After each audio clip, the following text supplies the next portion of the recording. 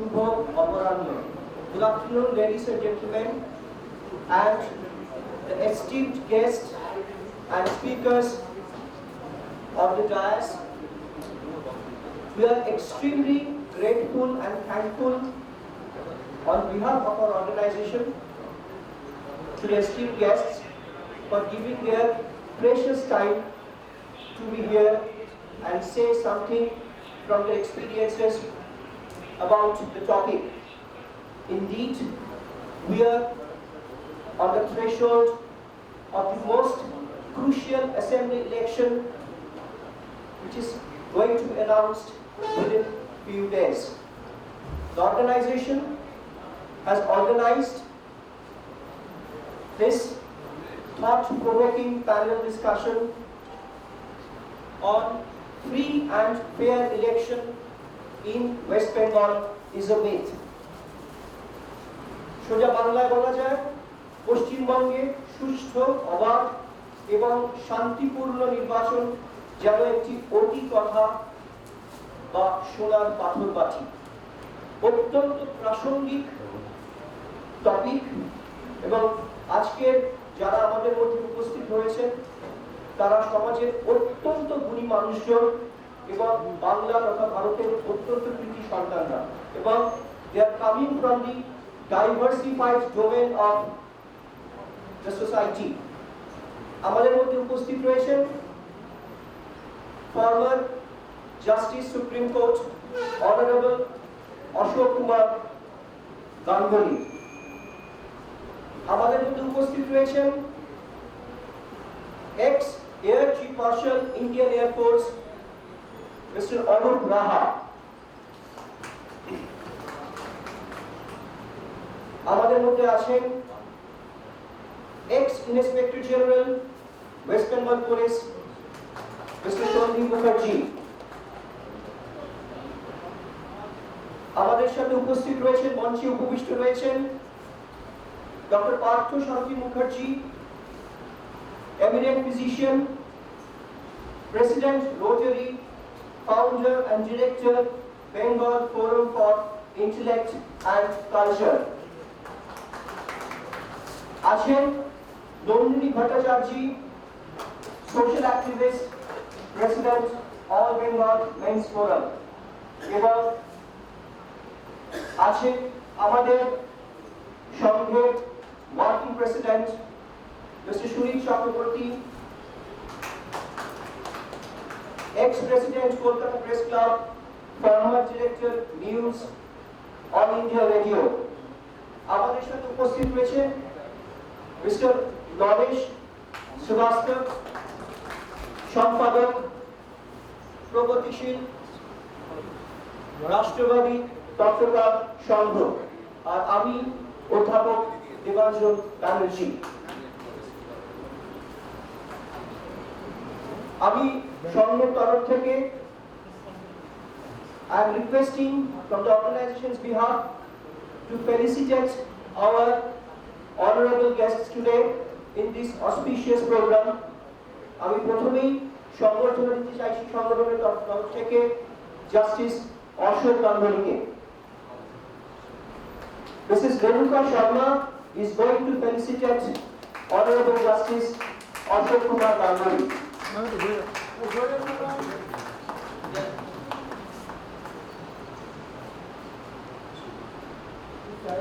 On behalf of the organization, Srimanti Gupta is going to felicitate ex-Air Chief Marshal, Indian Air Force, Mr. Anup Raha.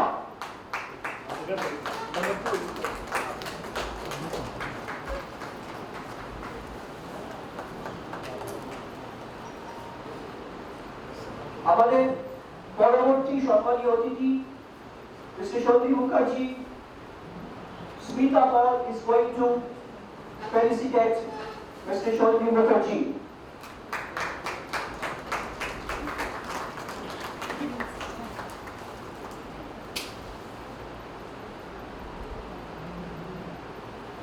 I would like to call আমাদের পরবর্তী guest সম্মানীয় অতিথি আজকের অনুষ্ঠানে doctor Partha শান্তি মুখার্জি, তাকে felicitate করছেন Renuka Sharma.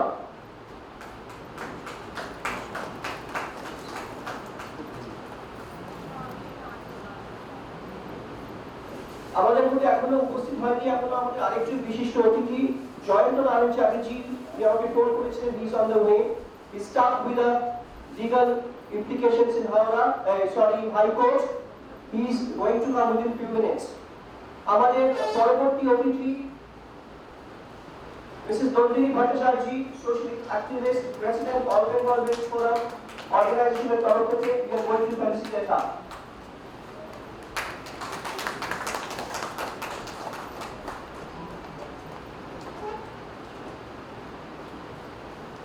Now, on behalf of the organization, I would like to request our Honorable Working President, Mr. Shunit Chakraborty, to come on the dais and say his sagacious thought about this panel discussion. Free and fair election in West Bengal is a myth.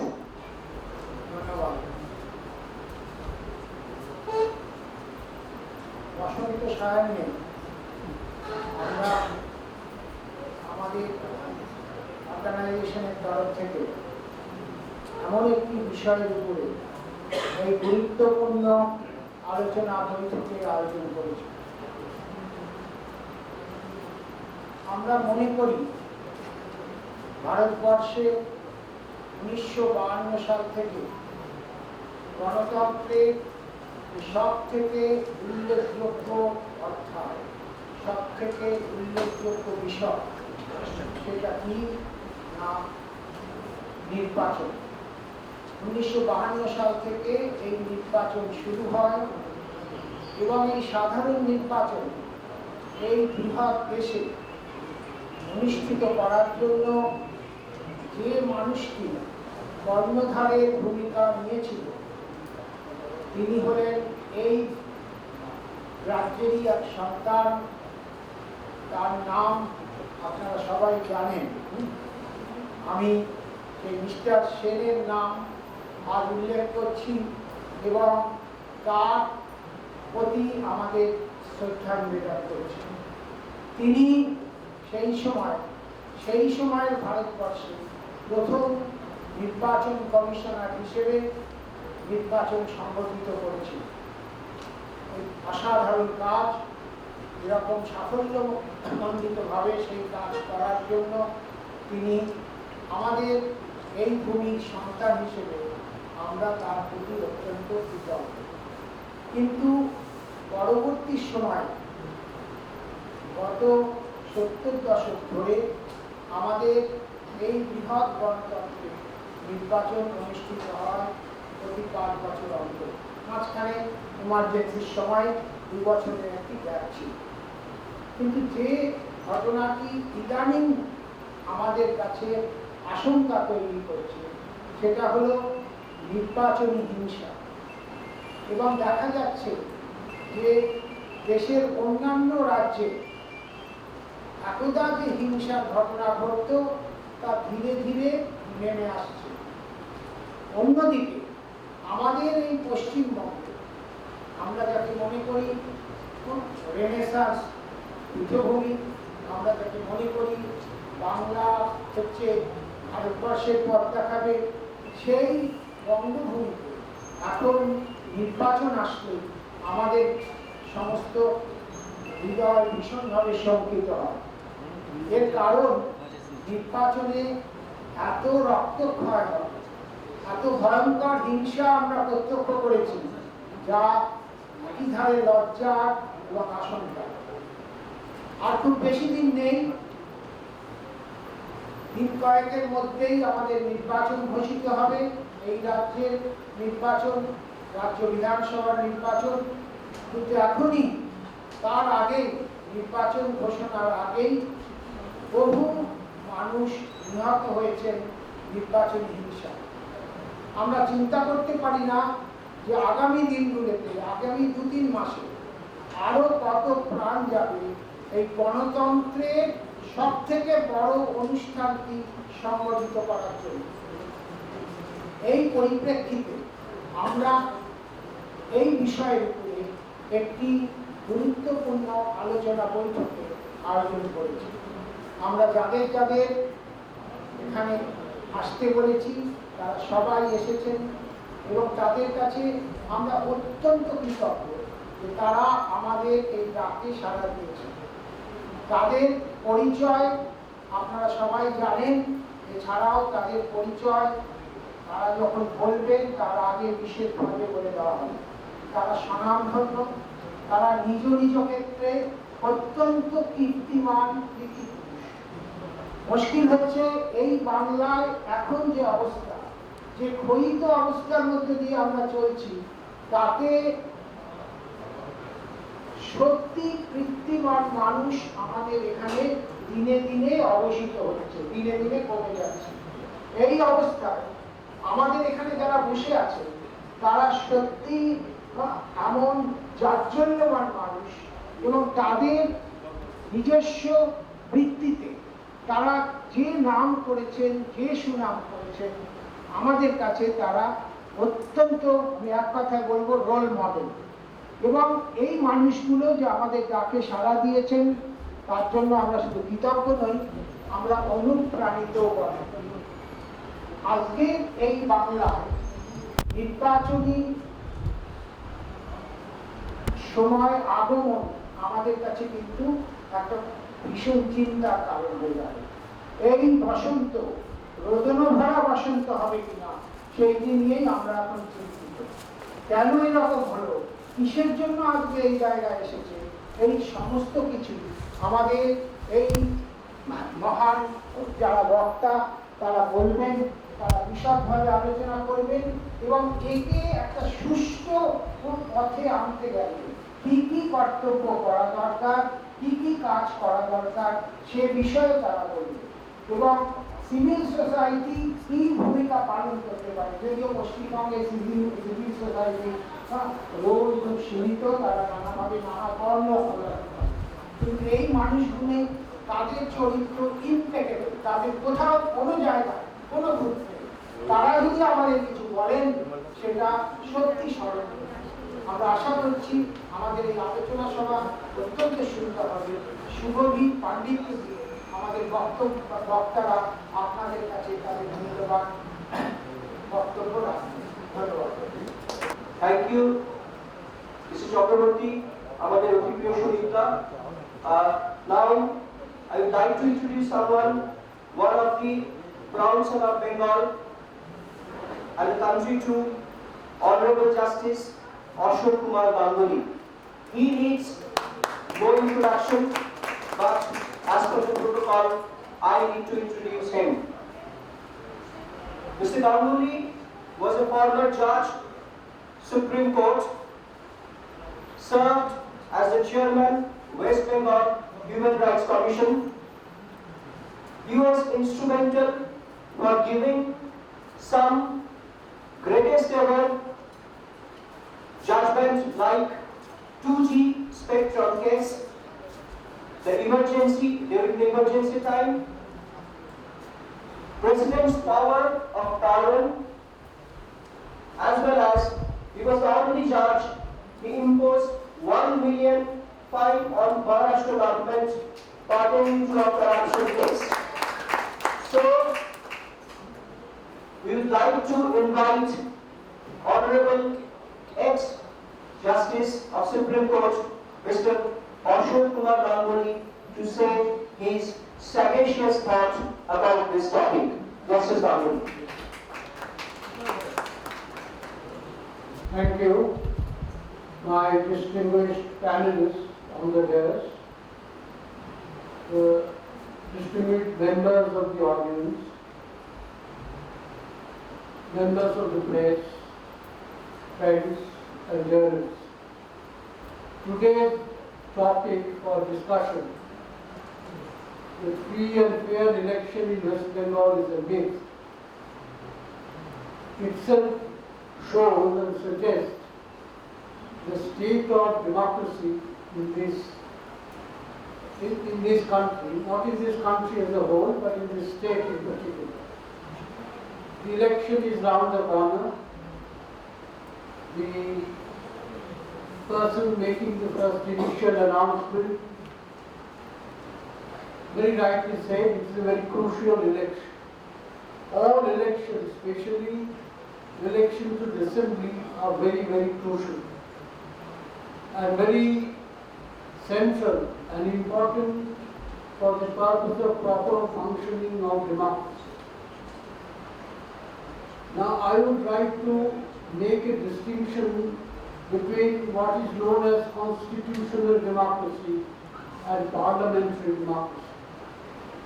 In our country, you all know the Constitution came into existence on 26 January 1950.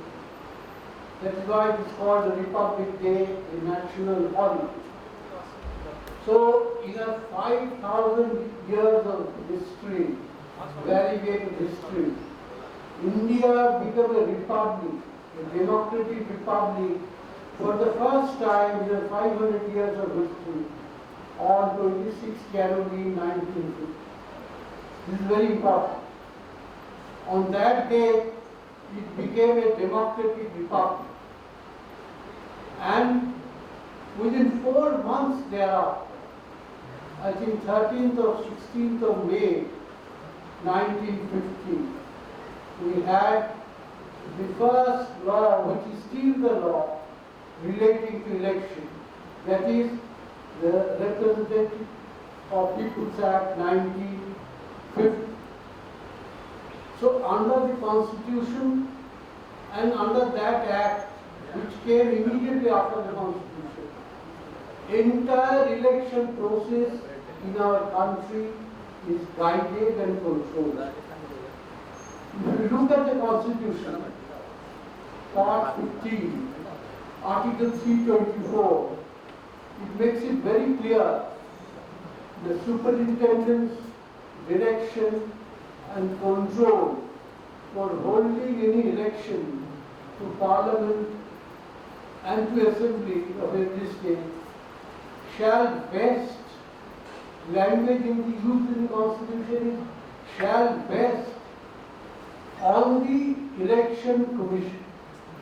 So the entire election machinery, entire election procedure is vested in that commission. And how the commission shall work is detailed in that 1950 Act.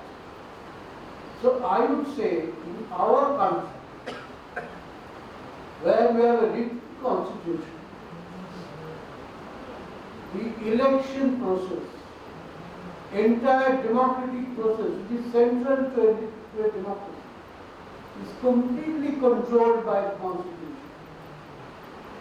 and the laws. So it's a constitutional democracy, parliamentary in form. Same is true of American democracy. It's a constitutional democracy. Just recently we have concluded, we have heard the recently concluded presidential election in America.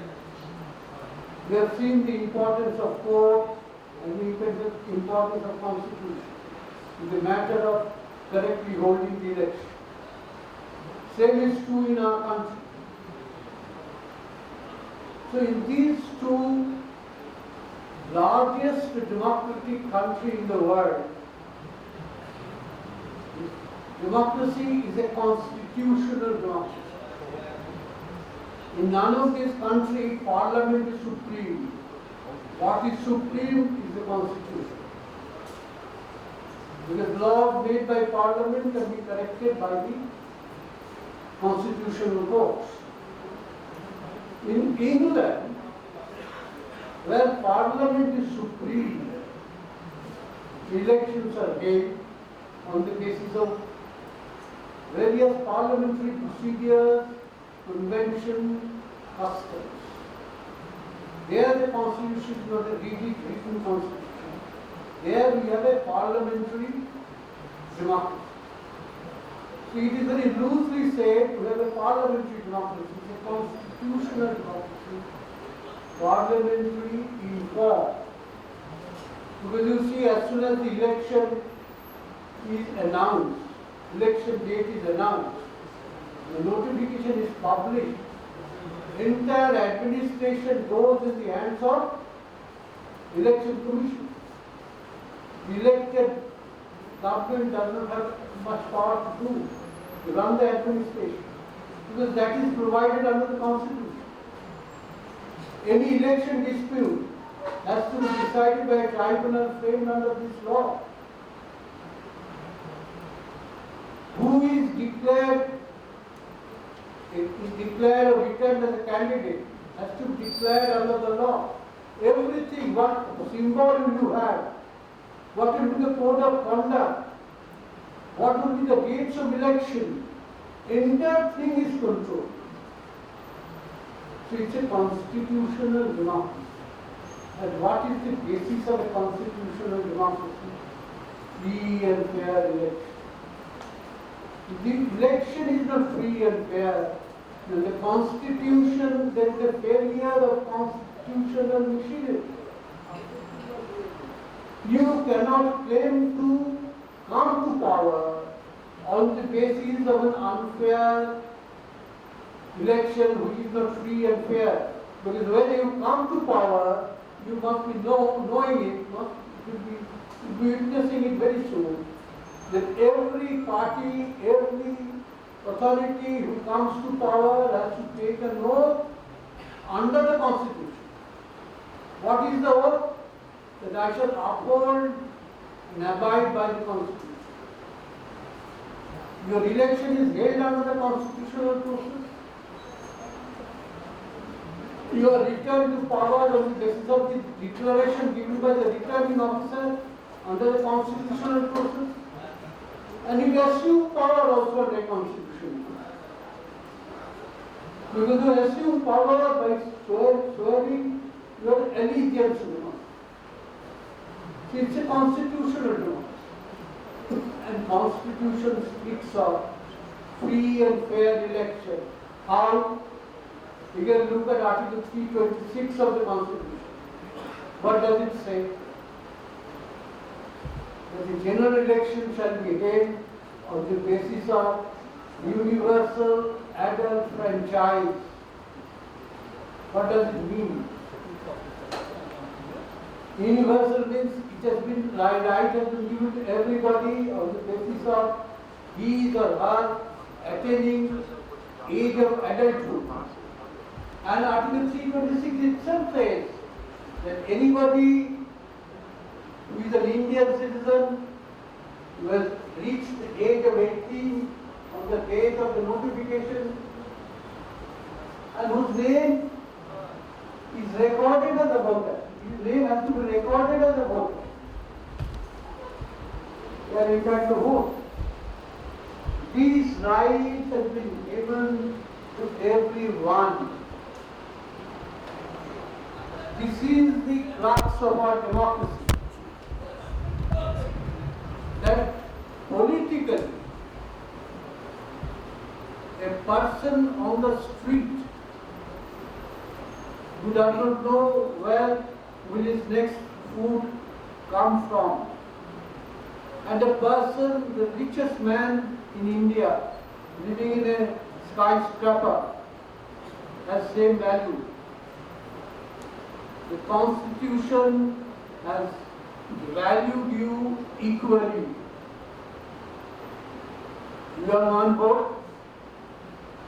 The man on the street, the beggar, the shopkeeper, the worker, he has one vote, he or she has one vote. And the richest man, he may have crores of rupees, millions and trillions of rupees. You may have 5 rupees in your pocket. You have nothing in your pocket. If you have a vote. With a man with trillions of rupees has one vote. You cannot have 2 votes. You cannot buy your vote. Then it will not be universal adult franchise. It will not be a constitutional democracy. Free and fair election means both you and the person, the richest man in India, have equal political value, have equal value in the eye of democracy. Here we must remember what Dr. Ambedkar said when the Constitution was drafted with this provision. He said, today we are entering into a life of controversy, a life of conflict. Where is the conflict? He says, politically we have one value, we have the same weight. But look at the economic disparity. Look at the social disparity. If we cannot bridge this disparity, then one day will come, then there will be explosion. You are right that it is the job, it is the duty of those who are in power to bridge this disparity. Without bridging this disparity, without narrowing this disparity, free and fair election is not possible. You keep the society unfair and discriminatory in matters of material resources, social position, economic position. You cannot expect equality in matters of political position. You cannot. That is what is happening. We will find that votes are being bought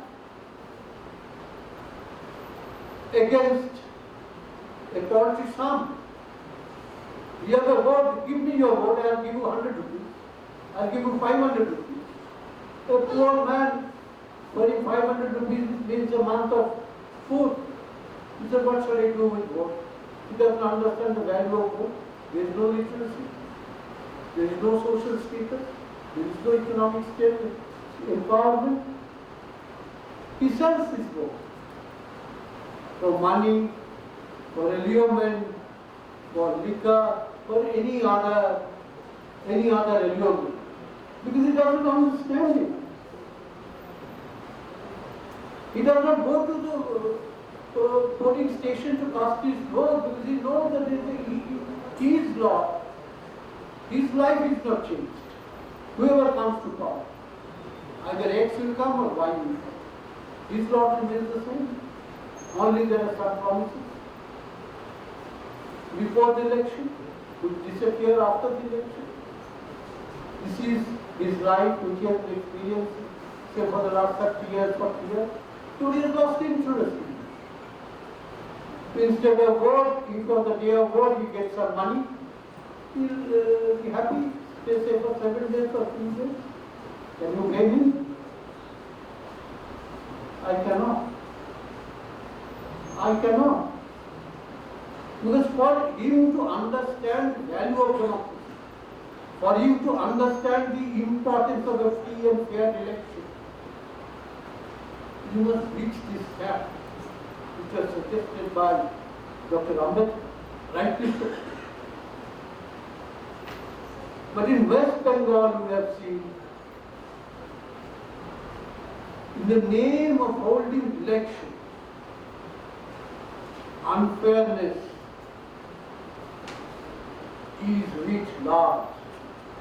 I have recent memory of this Panchayat election of 2018, where people could not contest, could not file nomination paper, far less to cast votes.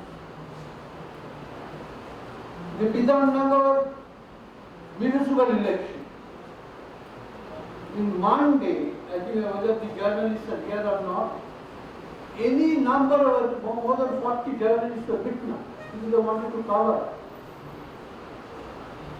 Not a single election in West Bengal passes without murder, arson, loot, rape, atrocities of women, looting of ballot paper. Muscle and money, they play the biggest role in politics.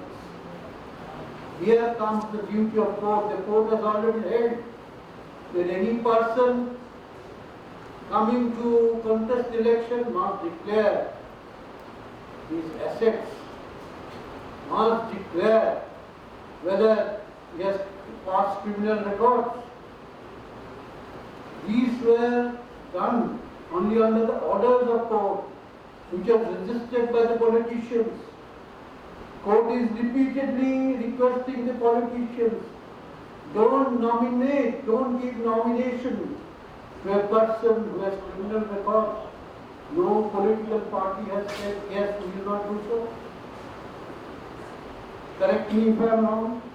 Whether all the political parties have united and said we will not nominate a person who has criminal record, criminal cases pending with him. They will not do so. We will find that criminals are elected even from the jail.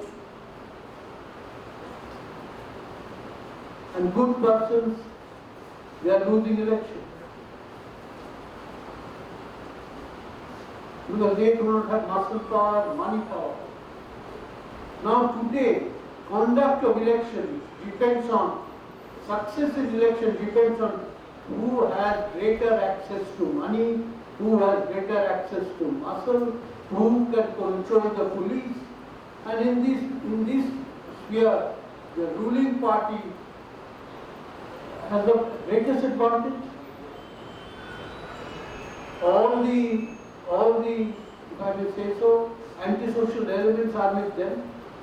Because if we commit an offence under the patronage of the ruling party, police will turn a blind eye, police will do nothing. Police will protect you. Therefore, there is a group of these people who try to find out who is going to win the election. And they are going to join them who have a better chance of winning. And they control votes, if not in the town, certainly in the no-facile areas. And that is how election is, you have seen election is wrecked. The word rigging in the election is coined. And I will not say, in this matter, West Bengal has a very bad record. I think worst record, I am sorry to say, being a person belonging to West Bengal, staying in West Bengal, I feel ashamed that West Bengal, despite her past glorious record of democratic movement, has the most dismal record in the matter of holding of election. Not a single election is held in West Bengal without murder and bloodshed. This has to be stopped. X may come to power, Y may come to power. Let the people decide. Who are you to gag their files? This is undemocratic. So I would say that in the next election which is coming, being held in this state either in the month of April or May, I do not know, possibly April, we also have a duty not only to cast our vote according to our choice, but also to ensure that others can also do the same thing. We must spread this message. If the journalists are here, I request them to spread this message, to vote fearlessly and to value the importance of your vote, which the Constitution has given to you, which the law has given to you. We must not waste this opportunity of casting your vote in favor of a candidate whom we consider the most appropriate. This is my very, if I may say so, I have spoken for about 15 minutes. I don't know what is the time limit, but if I have exceeded my time, I am sorry. So this is what how I look at the prospect of the West Bengal election, which is going to be held very soon. Thank you. Thank you so much, Justice Ganguly. He has pinpointed the most pertinent issues with the rights which that yes, we used to proud ourselves that we have a very rich culture and there is no coal violence in West Bengal, but in the last 2 decades we have witnessed that something wrong is going on. According to the National Crime Records Bureau, I will tell later on once I will deliver my speech that the deterioration is taking place for the last 2 decades in West Bengal elections. ওনার যাত্রা শুরু হয়েছিল পুরুলিয়া শহীদ school থেকে, পরবর্তীকালে national defence academy, সেখানকার gold medallist, এবং পরবর্তীকালে তিনি ভারতবর্ষের 24তম chief of the air staff of Indian air force, mister Arup Raha. Mister Arup Raha সম্পর্কে যখন কথা বলা যায়, মানে ওনার as an Air Chief Marshal, he is the second Bengali to become the Air Chief Marshal. He had an experience of 3,400 hours of flying experience, which is something remarkable. He had handled the MiG-21, MiG-29 fighter squadrons over the years. He was the chairman of the Chiefs of Staff Committee and also the advisor to the government to ensure jointsmanship in the armed forces. Banglar Kriti Shantan, Bharatbharsher Kriti Shantan, Mr. Arup Raha. Mr. Raha, please come on the dais and share your thoughts about today's topic. Good afternoon, ladies and gentlemen. My special greetings to the esteemed and distinguished panelists present here at the dais, and of course, all the media personnel and other distinguished guests present here. I'm very glad to have been invited to participate in this panel discussion. The subject is well known to us, it's a very sensitive subject and very appropriate one. I'm going to divide my address in 3 parts, and I'm going to speak in an anecdotal manner from my own experience of elections in India, especially in Bengal, and whatever I noticed, I'll just highlight those. I'll give you some introductory comments, followed by the problems and the environment that exists in terms of political domain and exercise of voting rights, elections, from governments, and finally I'll give out some remedies which I think the Honorable Justice has already highlighted most of those. First of all, I think that the press club, I've been told that it is a political or non-political entity, and You are not audible. okay? Yeah, yeah.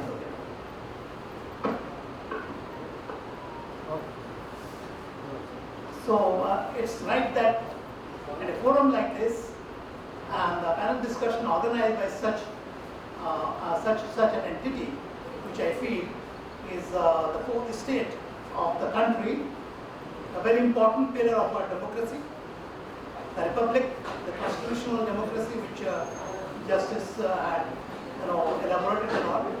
So that's a very important pillar of our democracy, which you all, as media and the press, to ensure the freedom of our speech and other freedoms enshrined in our constitution.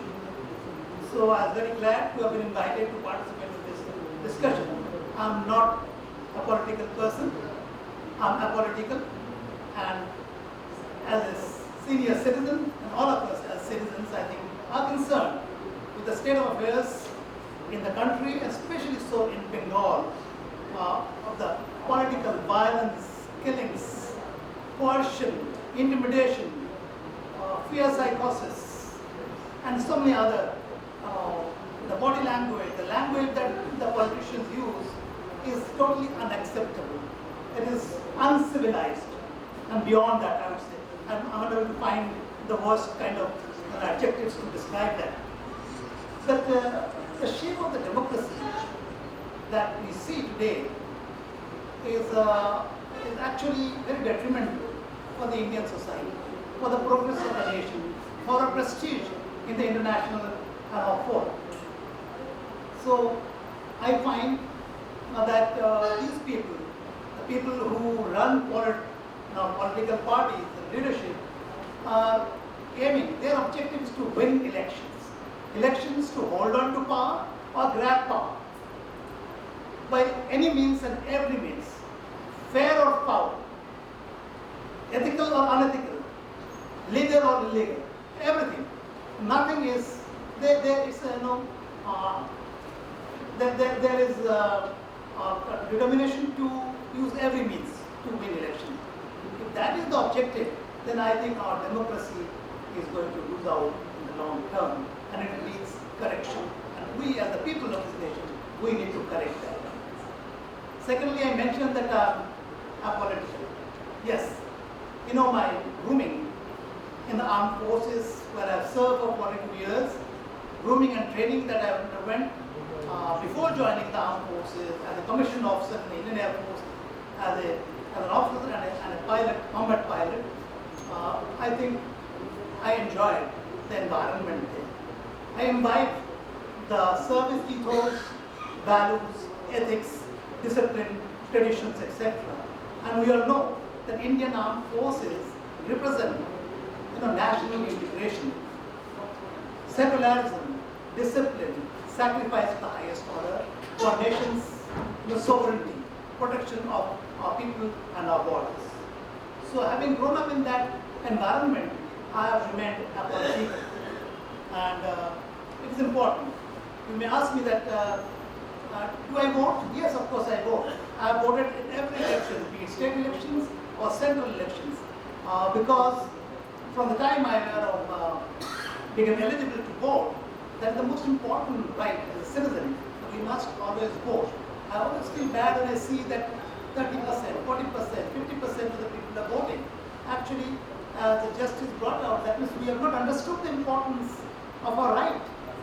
Therefore, we are foregoing the option of getting good governance in this country, selecting good people, we are our leaders. So, I voted. In every election, either by postal ballots or being present at the polling booths. And what did I do? I have no affiliations. I, in fact, dislike all political parties because the way they behave, the way they rule this nation, they're so selfish, with big egos, and autocratic people who govern the states and the center. So, what I do with my voting right, I vote for a change. I always vote for a change because, to my mind, change is the basics of human progress. If we cannot change, if we cannot cope up with the changes that are taking place and change ourselves, then we lose out. And I agree, or I suppose that we should not have anybody ruling this country or state for more than 10 years. Doesn't matter how well they have done. We should always vote for a change. But the change that will actually bring out better governance in our country, this is the belief I have. Now I'll talk about the environment. You see, the political environment, the quality of the political discourse in this nation, particularly in West Bengal, as was highlighted by the earlier speaker, it is degenerating. It is going only downhill, very rapidly. I don't know where is the bottom of this downhill travel. We had a lot of statesmen in all the political parties that existed before our independence. They were people with broad outlook, good perception. They are dedicated people, they are ready to sacrifice their lives for the nation and serve the people, work for the welfare of the people. But what do we have today? The degeneration has led to leaders who have only psychopaths all around them. They have become very, very powerful. They are institutions of corruption. And what are they doing? They have become huge banyan trees, big leaders. Doesn't matter which state, where, the center, or West Bengal, wherever it is. These leaders have become banyan trees, fed by their egos being fed by their psychopaths all around them, surrounded by them. So we all know, what does the banyan tree do? A big banyan tree has a huge canopy, and under that canopy, nothing grows. No plants worth its name grows. Only thing that grows are actually creepers. Creepers who are spineless, who have no spine. So what are you doing? Such leaders are going to perpetuate, and under such leadership, the only people who will flourish are these psychopaths. Good people will melt away. They will not be helped to grow in the stature so that the second rung of leadership is there to take over from a particular leader in subsequent, running the government. So this is the biggest problem we are facing. And we find that there is a nexus between politicians, between the criminals, as well as the administration. Administration, I would mean people like police, certain sections of the police, or even administrative service people. They are formed a nexus, and we find that all the criminals have found a career in politics. In a recent, let me tell you, there was a webinar on police reforms in which I participated just a week back. Very important people, a former secretary of the Home Ministry, a renowned person, and a former DGP of a very big state in India mentioned that 43% of our elected representatives in the parliament and the states have criminal records. So we have elected criminals as our representatives to govern us. So what do you think you would expect from such people? They will be only looking after their own self-interest. They will perpetuate violence. They will only amass wealth through illegal means. There will be nepotism, there will be corruption, and very little governance, very little to do with the welfare of the people. They are not going to work for improving the standard of living and the quality of life for the general public.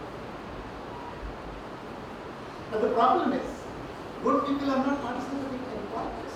You might ask me why I have not joined politics. I can explain that later on. But good people are not joining politics. It's a catch-22 situation. People are not joining politics. People with caliber, with intelligence, with capabilities, organizing capabilities, administration capabilities, and governing capabilities, they are not joining politics because of this criminalization of politics. So if you don't join, good people don't join politics, then how can you get rid of those criminal elements in the political domain? So that is the catch-22 situation. We ourselves send our children away. In West Bengal, I know, good students, good children are going away from the state because the environment is not good for their education, for job, or their growth, or safety and security. So they are going to other states, and many from India are going abroad, looking for better pastures, better professional life, better environment for the next generation of them. So what is happening is that we are losing out good people. It's a two-edged sword. India is having a very good reputation because of its diaspora, who are doing exceptionally well all across the world. There is a huge diaspora. But the net result is good people are not there in the country itself to lead us in various fields, especially in governance. So as a result, we are in a situation where things are going to only go down unless we stand up and make sure that we improve the quality of the political environment. And the other point in terms of the environment I'd like to mention is we deserve what we get. They make good rules, regulations, etc. But the people matter because the implementation is more important than the rules, regulations, and the provisions in the Constitution. So coming to the Constitution, let me give an example that the Indian Constitution is the longest written Constitution in the world. The best features collected, I think, after having studied various other constitutions of big democracies and republics all across. So it has the best of features. It has three strong pillars, which is balancing our republic or democracy. The Constitution has ensured that we have the legislature, one pillar, independent, the executive, the second pillar, and the judiciary, the third pillar. These three pillars are functioning independently, and there the checks and balances to make sure that none of these pillars become too strong or none of the pillars become too weak, that the whole structure collapses. So I think that is the way the people who drafted the Constitution contributed towards a stable democracy, a stable republic. The Constitution has very beautiful features in terms of our freedoms, our rights as citizens, directives of state principles, which the government is supposed to follow to govern the nation so that everybody benefits. It has institutions like the CEC, that is Chief Election Commission. They are all independent people. They are not under any of these, either the judiciary or the legislature or the executive. They are totally independent. Very beautiful idea. We have the CBC, we have the CAD, we have CIC, and so many others. We have, UPSC to select people. Various services, the IAS, IPS, IFS, IRS, Postal Service, Railway Service, and so many other services, including the state government services, who would actually govern the country on behalf of the political authorities and make sure the people are served. So it's such beautiful provisions in our Constitution. We should have been the best country in this world, best governed nation. India should be progressing by leaps and bounds ahead of the others. But that is not true. The flaw is that we have not been able to execute the provisions of the Constitution properly. So the people matter. People who are going to be in the judiciary, people who are going to be in the parliament, people who are the executives, the police, the IAS, the military forces, everybody has to contribute very effectively. They have to be good people with caliber, people with a spine, who have the moral fiber to stand up. So that is the problem with us in terms of the environment. Now let me give, in next 2-3 minutes, a few of the solutions, a few of the remedies to correct the situation that we have got ourselves into. First of all, as I said, people are the most important. People have to stand up, rise up, and must be influenced to stand up against the criminal elements in our political domain. We should shun the criminals who are trying to seek elections. They should lose any election, and that is the right response by the public in rejecting such people from politics. Second, to my mind, the second point is the effectiveness of the CEC. CEC is an extremely important and powerful organization. I remember the example of Mr. Session, a bureaucrat, but he put the fear of God into politicians because he followed the rule book. I think he studied the Constitution very well, and he made sure that there was no hanky-panky in terms of election process by the the bad elements in politics. So, if you really want to have free and fair elections, the CEC has to work overtime. It has to work with the judiciary, in my mind, if required, because our democracy is being threatened. So it's time that we take some emergency steps. The judiciary should be involved. They should have a lot of observers in sensitive states, in sensitive polling booths, in sensitive areas where elections are taking place, so that the elections are free and fair and there is no rigging taking place. So they could take the help of the retired armed forces people, retired IAS, IPS, other government servants, eminent personalities from various professions, the civil sector as well as the private sector, and these teams should be sent with proper protection if required from the army to go and witness the elections as observers, and their report should carry a lot of weightage for the CEC to determine if the elections need to be called off in a particular constituency or not, or re-polling should be ordered. Then there will be some kind of a deterrence to my mind. Third point is reforms. We require a lot of reforms, electoral reforms. We require reforms in the police service. We also require reforms in the judiciary. Judiciary, not the judiciary per se, but how the process of judicial process goes on, how we deliver justice to the public. That requires a lot of I think reforms. In terms of electoral reforms, I think we need to look at few things. Justice had mentioned that during the elections of the panchayat, almost 30% plus seats went uncontested because physically the contestants were prevented from filing their nominations. That's a mockery of democracy. So can we have the digital domain? The digital penetration is quite good to my mind as of now. And to further, that we could file our nomination in the digital means. We could cast our votes through digital means if possible, because people are being prevented from casting their votes. I'll give you one anecdote.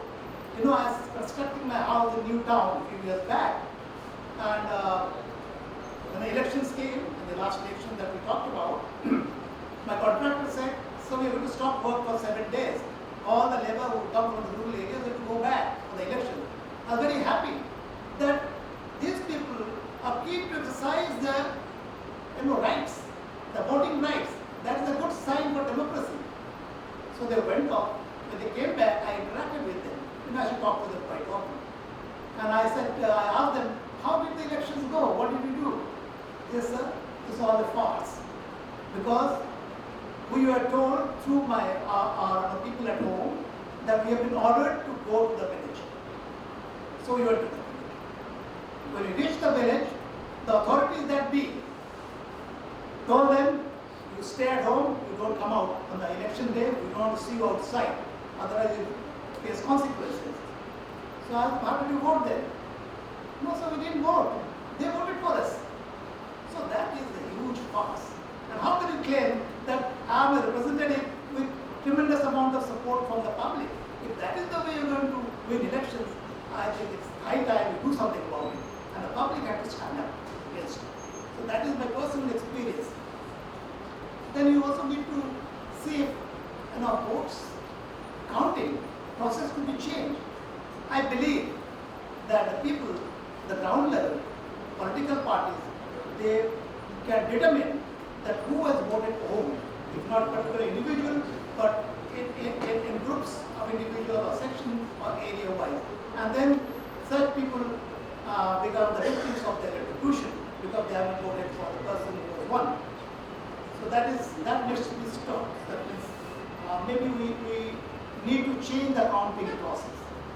Then the nota, and how we declare somebody who has won the elections.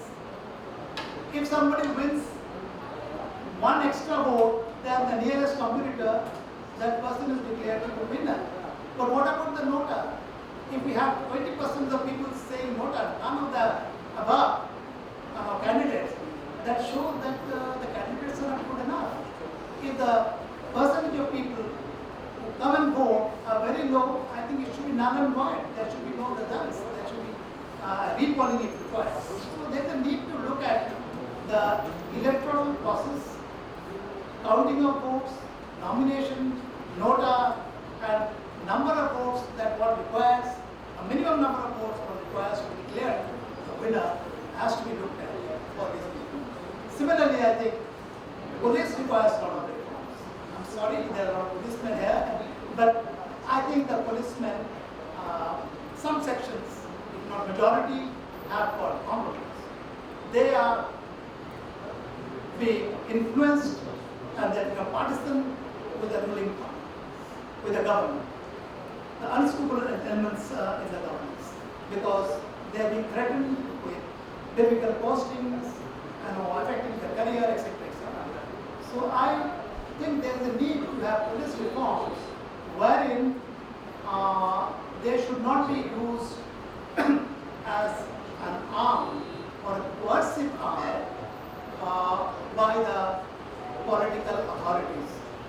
unscrupulous fashion. For that, I think there should be an agency to make sure the police officers' postings and career is not determined by the political post. It has to be done by an agency independently, and that should cater for the performance of the individual or the officer, their ethos, discipline, and other aspects than how they have behaved or fallen head over heels and align themselves with the political authorities. So this is very important to remind. Unless the police reforms take place and they remain more or less independent and not a coercive arm of the government in power, I think elections violence will continue, especially in Bengal. I must quote that the armed forces, once India was declared a republic, democratic republic in 1950, the armed forces lost both status and power. But that was the way to be, because we are a democracy. We are a constitutional democracy, a republic. So armed forces have to lose their power and the status. Very right. But the armed forces remain firm, with back straight, spine straight. They always advise the government the right way. They never succumb to the pressures of unscrupulous elements in the bureaucracy or in the government, and they never fell in line wherever the orders were not. So I think in the police force also we require people who should have the moral fiber to stand up and be counted. Then only things should change. I think we could have proper law and order in this country, and more violence will obviously reduce. And if the police is effective, the policing is effective, then I'm sure that the polls will be free and fair. Thank you. Jai Hind. Thank you so much, Mr. Raha, for your wonderful, analytical, and detailed deliverance. Now, I would like to call upon respected Mr. Shonhi Mukherjee, the real man instrumental for all administrative activities during elections over the years, and an extensive experience as an IPS, dealt many elections aptly. So I would like to request Former Inspector General West Bengal Police, respected Mr. Shonhi Mukherjee. গুরুত্বপূর্ণ একটি প্রতিষ্ঠান, অনেকেই আমাদের যারা বিভিন্ন সংবাদ মাধ্যমের সঙ্গে জড়িত অনেকে আছে, এছাড়া অন্যান্য বিশিষ্ট মানুষের আছে। এটা নিয়ে কথা হচ্ছে, এটা এর থেকে গুরুত্বপূর্ণ আমাদের জীবনে, আমাদের দেশে আর কিছু নেই যে বিশেষ করে এখন আমাদের নির্বাচন, ইলেকশন ওয়েস্ট বেঙ্গল, এটা নিয়ে বলা হচ্ছে। এটা প্রধানত এটা হচ্ছে আইনের শাসন। নির্বাচনের কথা আমাদের মাননীয় বিচারক অষ্টমকে বলে গেলে আমাদের বিশিষ্ট নাগরিক শ্রী রাহা বললেন গুরুত্বপূর্ণ বাস্তব পদ্ধতি। আর খুব ছোট কথায় আমি খুব সোজাসুজি একটা কথা বলি। আমি চাইবো যে আমাদের সাংবাদিক বন্ধুদের যে তাদেরও কাজ করার ধরন ধারণ সুবিধা অসুবিধা, আমি বহু বছর প্রায় এক পরিবারের সমুদ্র প্রশাসনে আমরা সাংবাদিক হিসেবে কাজ করছি। আমি আপনাদেরকে এইটা দেখাই, যেটা খুব আজকের প্রসঙ্গে অত্যন্ত প্রাসঙ্গিক। এটা দেশ পত্রিকা, আমাদের বিশিষ্ট পত্রিকা দেশ পত্রিকা। সেই দেশ পত্রিকা 2016 সালের 17ই মে, এটা আপনার মনে রেখে পারেন তো এই সংখ্যাটা নিয়ে আপনারা বিভাগ করতে পারেন। 2016 সালের 17ই মে দেশ পত্রিকা পত্রিকা প্রথম প্রচ্ছদ ছবি হচ্ছে যে সাময়িকভাবে পুলিশ কমিশনারের দায়িত্ব নিয়ে আমাদের এক প্রাক্তন সহকর্মী, আমরা প্রাক্তন এখন আছেন সোমেন মিত্র, যিনি যাকে ইলেকশন কমিশন সাময়িকভাবে পুলিশ কমিশনারের দায়িত্ব দিয়ে তারা যেন নির্বাচন সুষ্ঠুভাবে করতে পারে তাকে নিয়োগ করা হতো। এবং তারপরে সেই সময় এত ভালো করে নির্বাচন হয় আমরা এখন মনে আছে টেলিভিশনে আমরা তখন দেখতাম যারা ভোট দিয়ে বেরোচ্ছেন নারী পুরুষ যারা তারা বেরিয়ে বলছেন অনেকদিন পরে শান্তিতে ভোট দিলাম, আপনাদের অনেক ধন্যবাদ জানাই, আমরা খুব শান্তিতে আমরা দিলাম। ভোটের পরে আমাদের প্রিন্ট মিডিয়া টেলিভিশনে ধন্য কলকাতা পুলিশের যারা ওখানে লিখলেন Kolkata police ultimately black is glorious news, এই ধরনের কমপ্লিমেন্ট তারা সেখানে দিলেন ইলেকশনের পরে। এবং আমি সেই প্রসঙ্গে এই যে দেশ পত্রিকা সেটা একটুখানি করছি যে মানুষের খুশি এবং উত্তেজিত, শুধু খুশি নয়, কারণ শুধু খুশি না উদ্বেলিত, যেটুকু তো মানুষ চান দরিদ্র ধনী নির্বিশেষে। শ্রী রাহাত একটু আগে বলছিলেন সব থেকে যে গুরুত্বপূর্ণ অধিকার মানুষের যে একটু ভোট দিতে বসে এটা কিন্তু শান্তি দেখতে পাচ্ছেন অনেকদিন পরে। যেভাবে কারচুপি ভয় দেখানো ভয়াবহ পরিবেশ সৃষ্টি হয়েছিল, যেহেতু অনেকগুলো নির্বাচন কিছুদিন আগে হয়েছিল, কখনো পঞ্চায়েত, কখনো মিউনিসিপাল, তারপরে অ্যাসেম্বলি, তারপরে পার্লামেন্ট, যেটা অ্যাসেম্বলি ইলেকশনে। সেই দেশ পত্রিকা নিয়ে প্রচুর যখন দেওয়া হয়েছিল যে পুলিশের এই ভূমিকায় সভাপতি রুষ্ট শাসক দল, তাদের হুমকি দেওয়া হয়েছে যে পুলিশকে দেখে নেবে, দেখে নেওয়া হবে। এই কথা কিন্তু শোভা পায় না, লজ্জার কথা।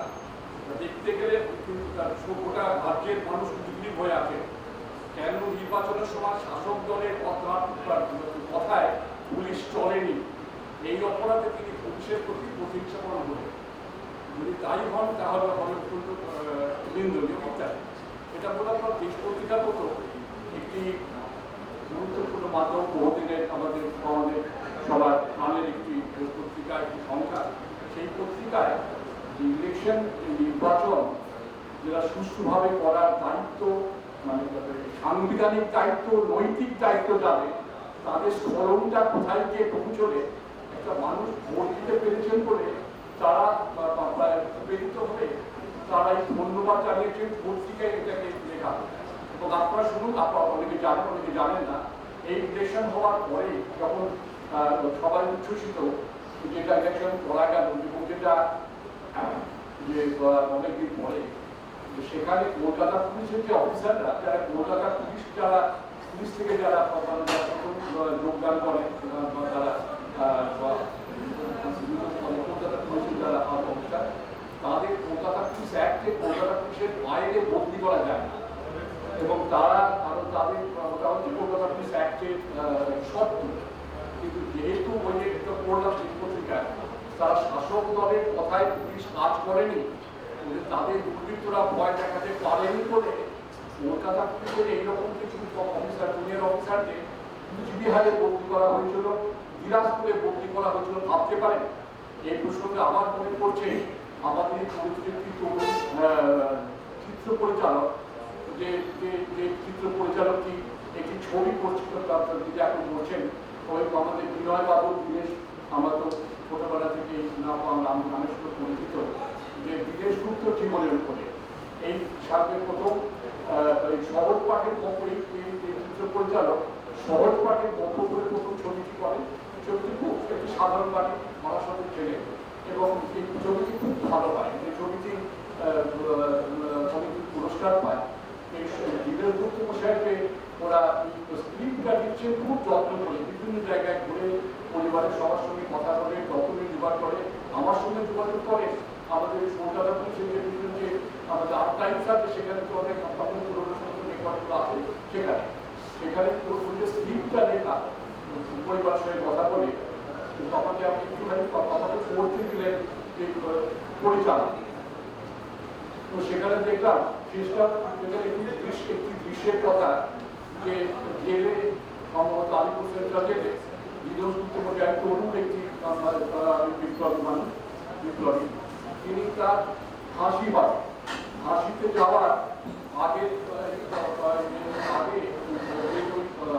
এর মধ্যে আটকা ছেলে উনি আছেন তরুণ, বাইরে মা আছেন, বাবা আছেন, মা হাহাকার করছেন।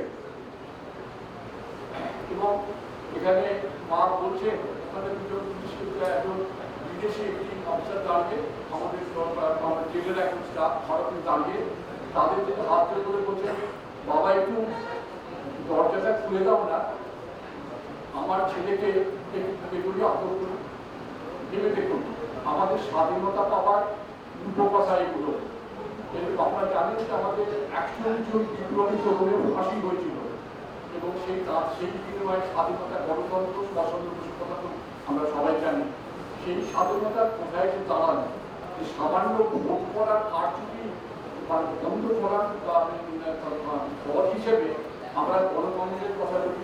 সেটা তো আমাদের রাজ্যের দেশটা কত ভালো হতে পারত যদি একটু সুষ্ঠুভাবে সমাজ এবং দক্ষ হাতে বা দক্ষ নেতৃত্বের চেষ্টা হতে পারত।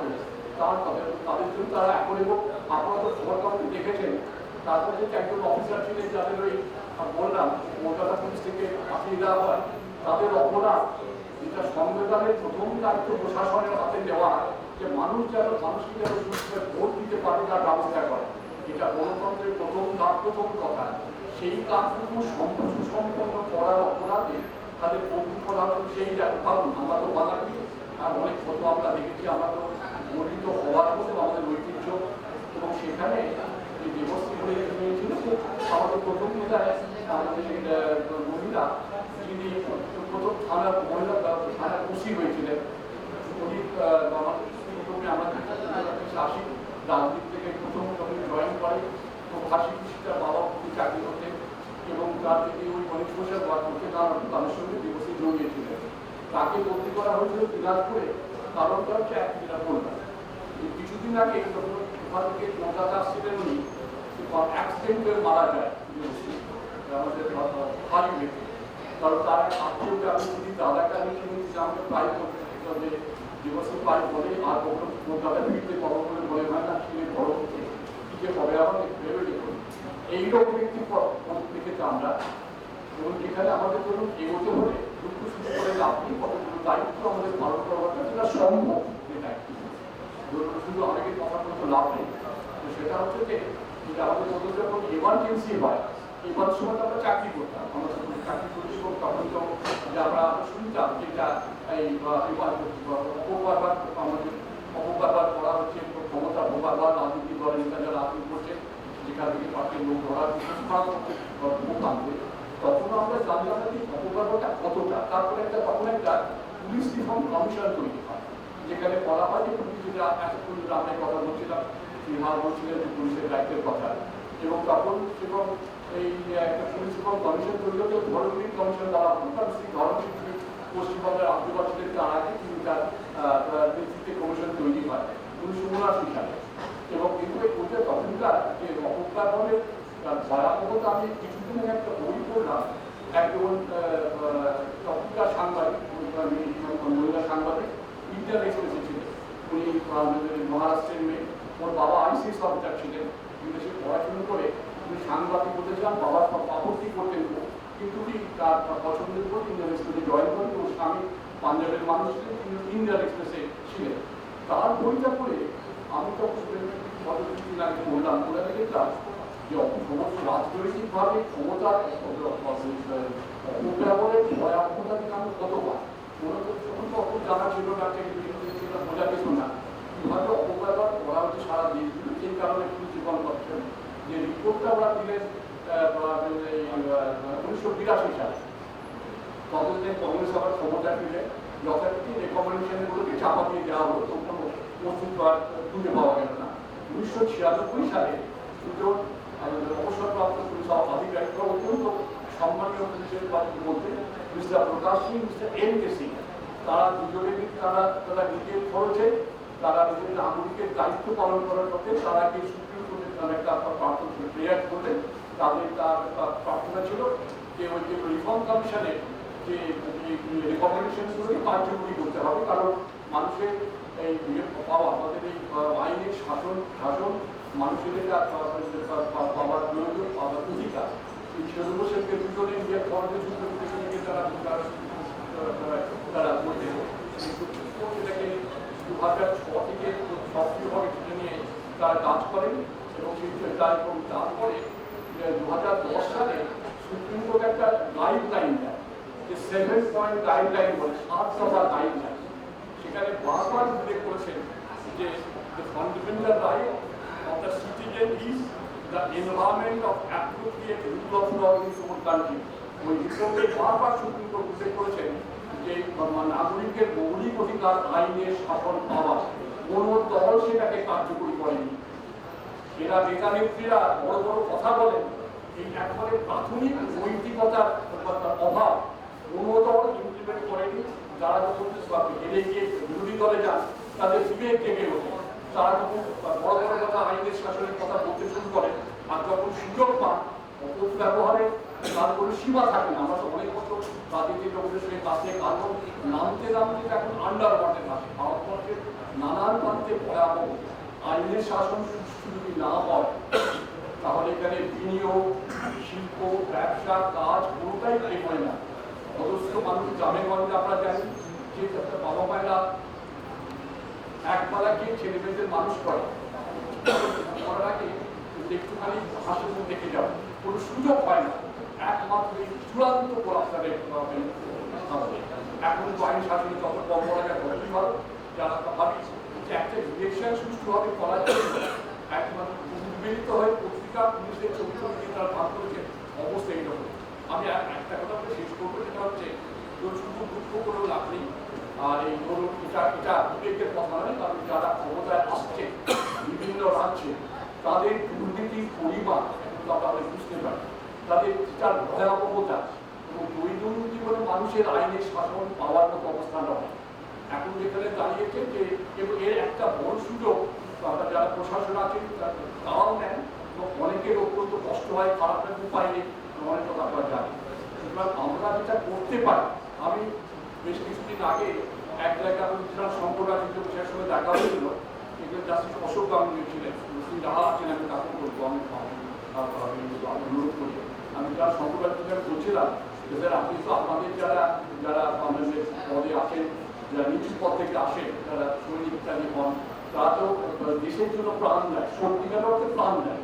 কখনো সীমান্ত দেখলে লেতে পুড়িয়ে জন যারা আমাদের যারা সেনাকর্মী তারা তাদের প্রাণ দিলেন সেনা সৈনিক ইত্যাদি।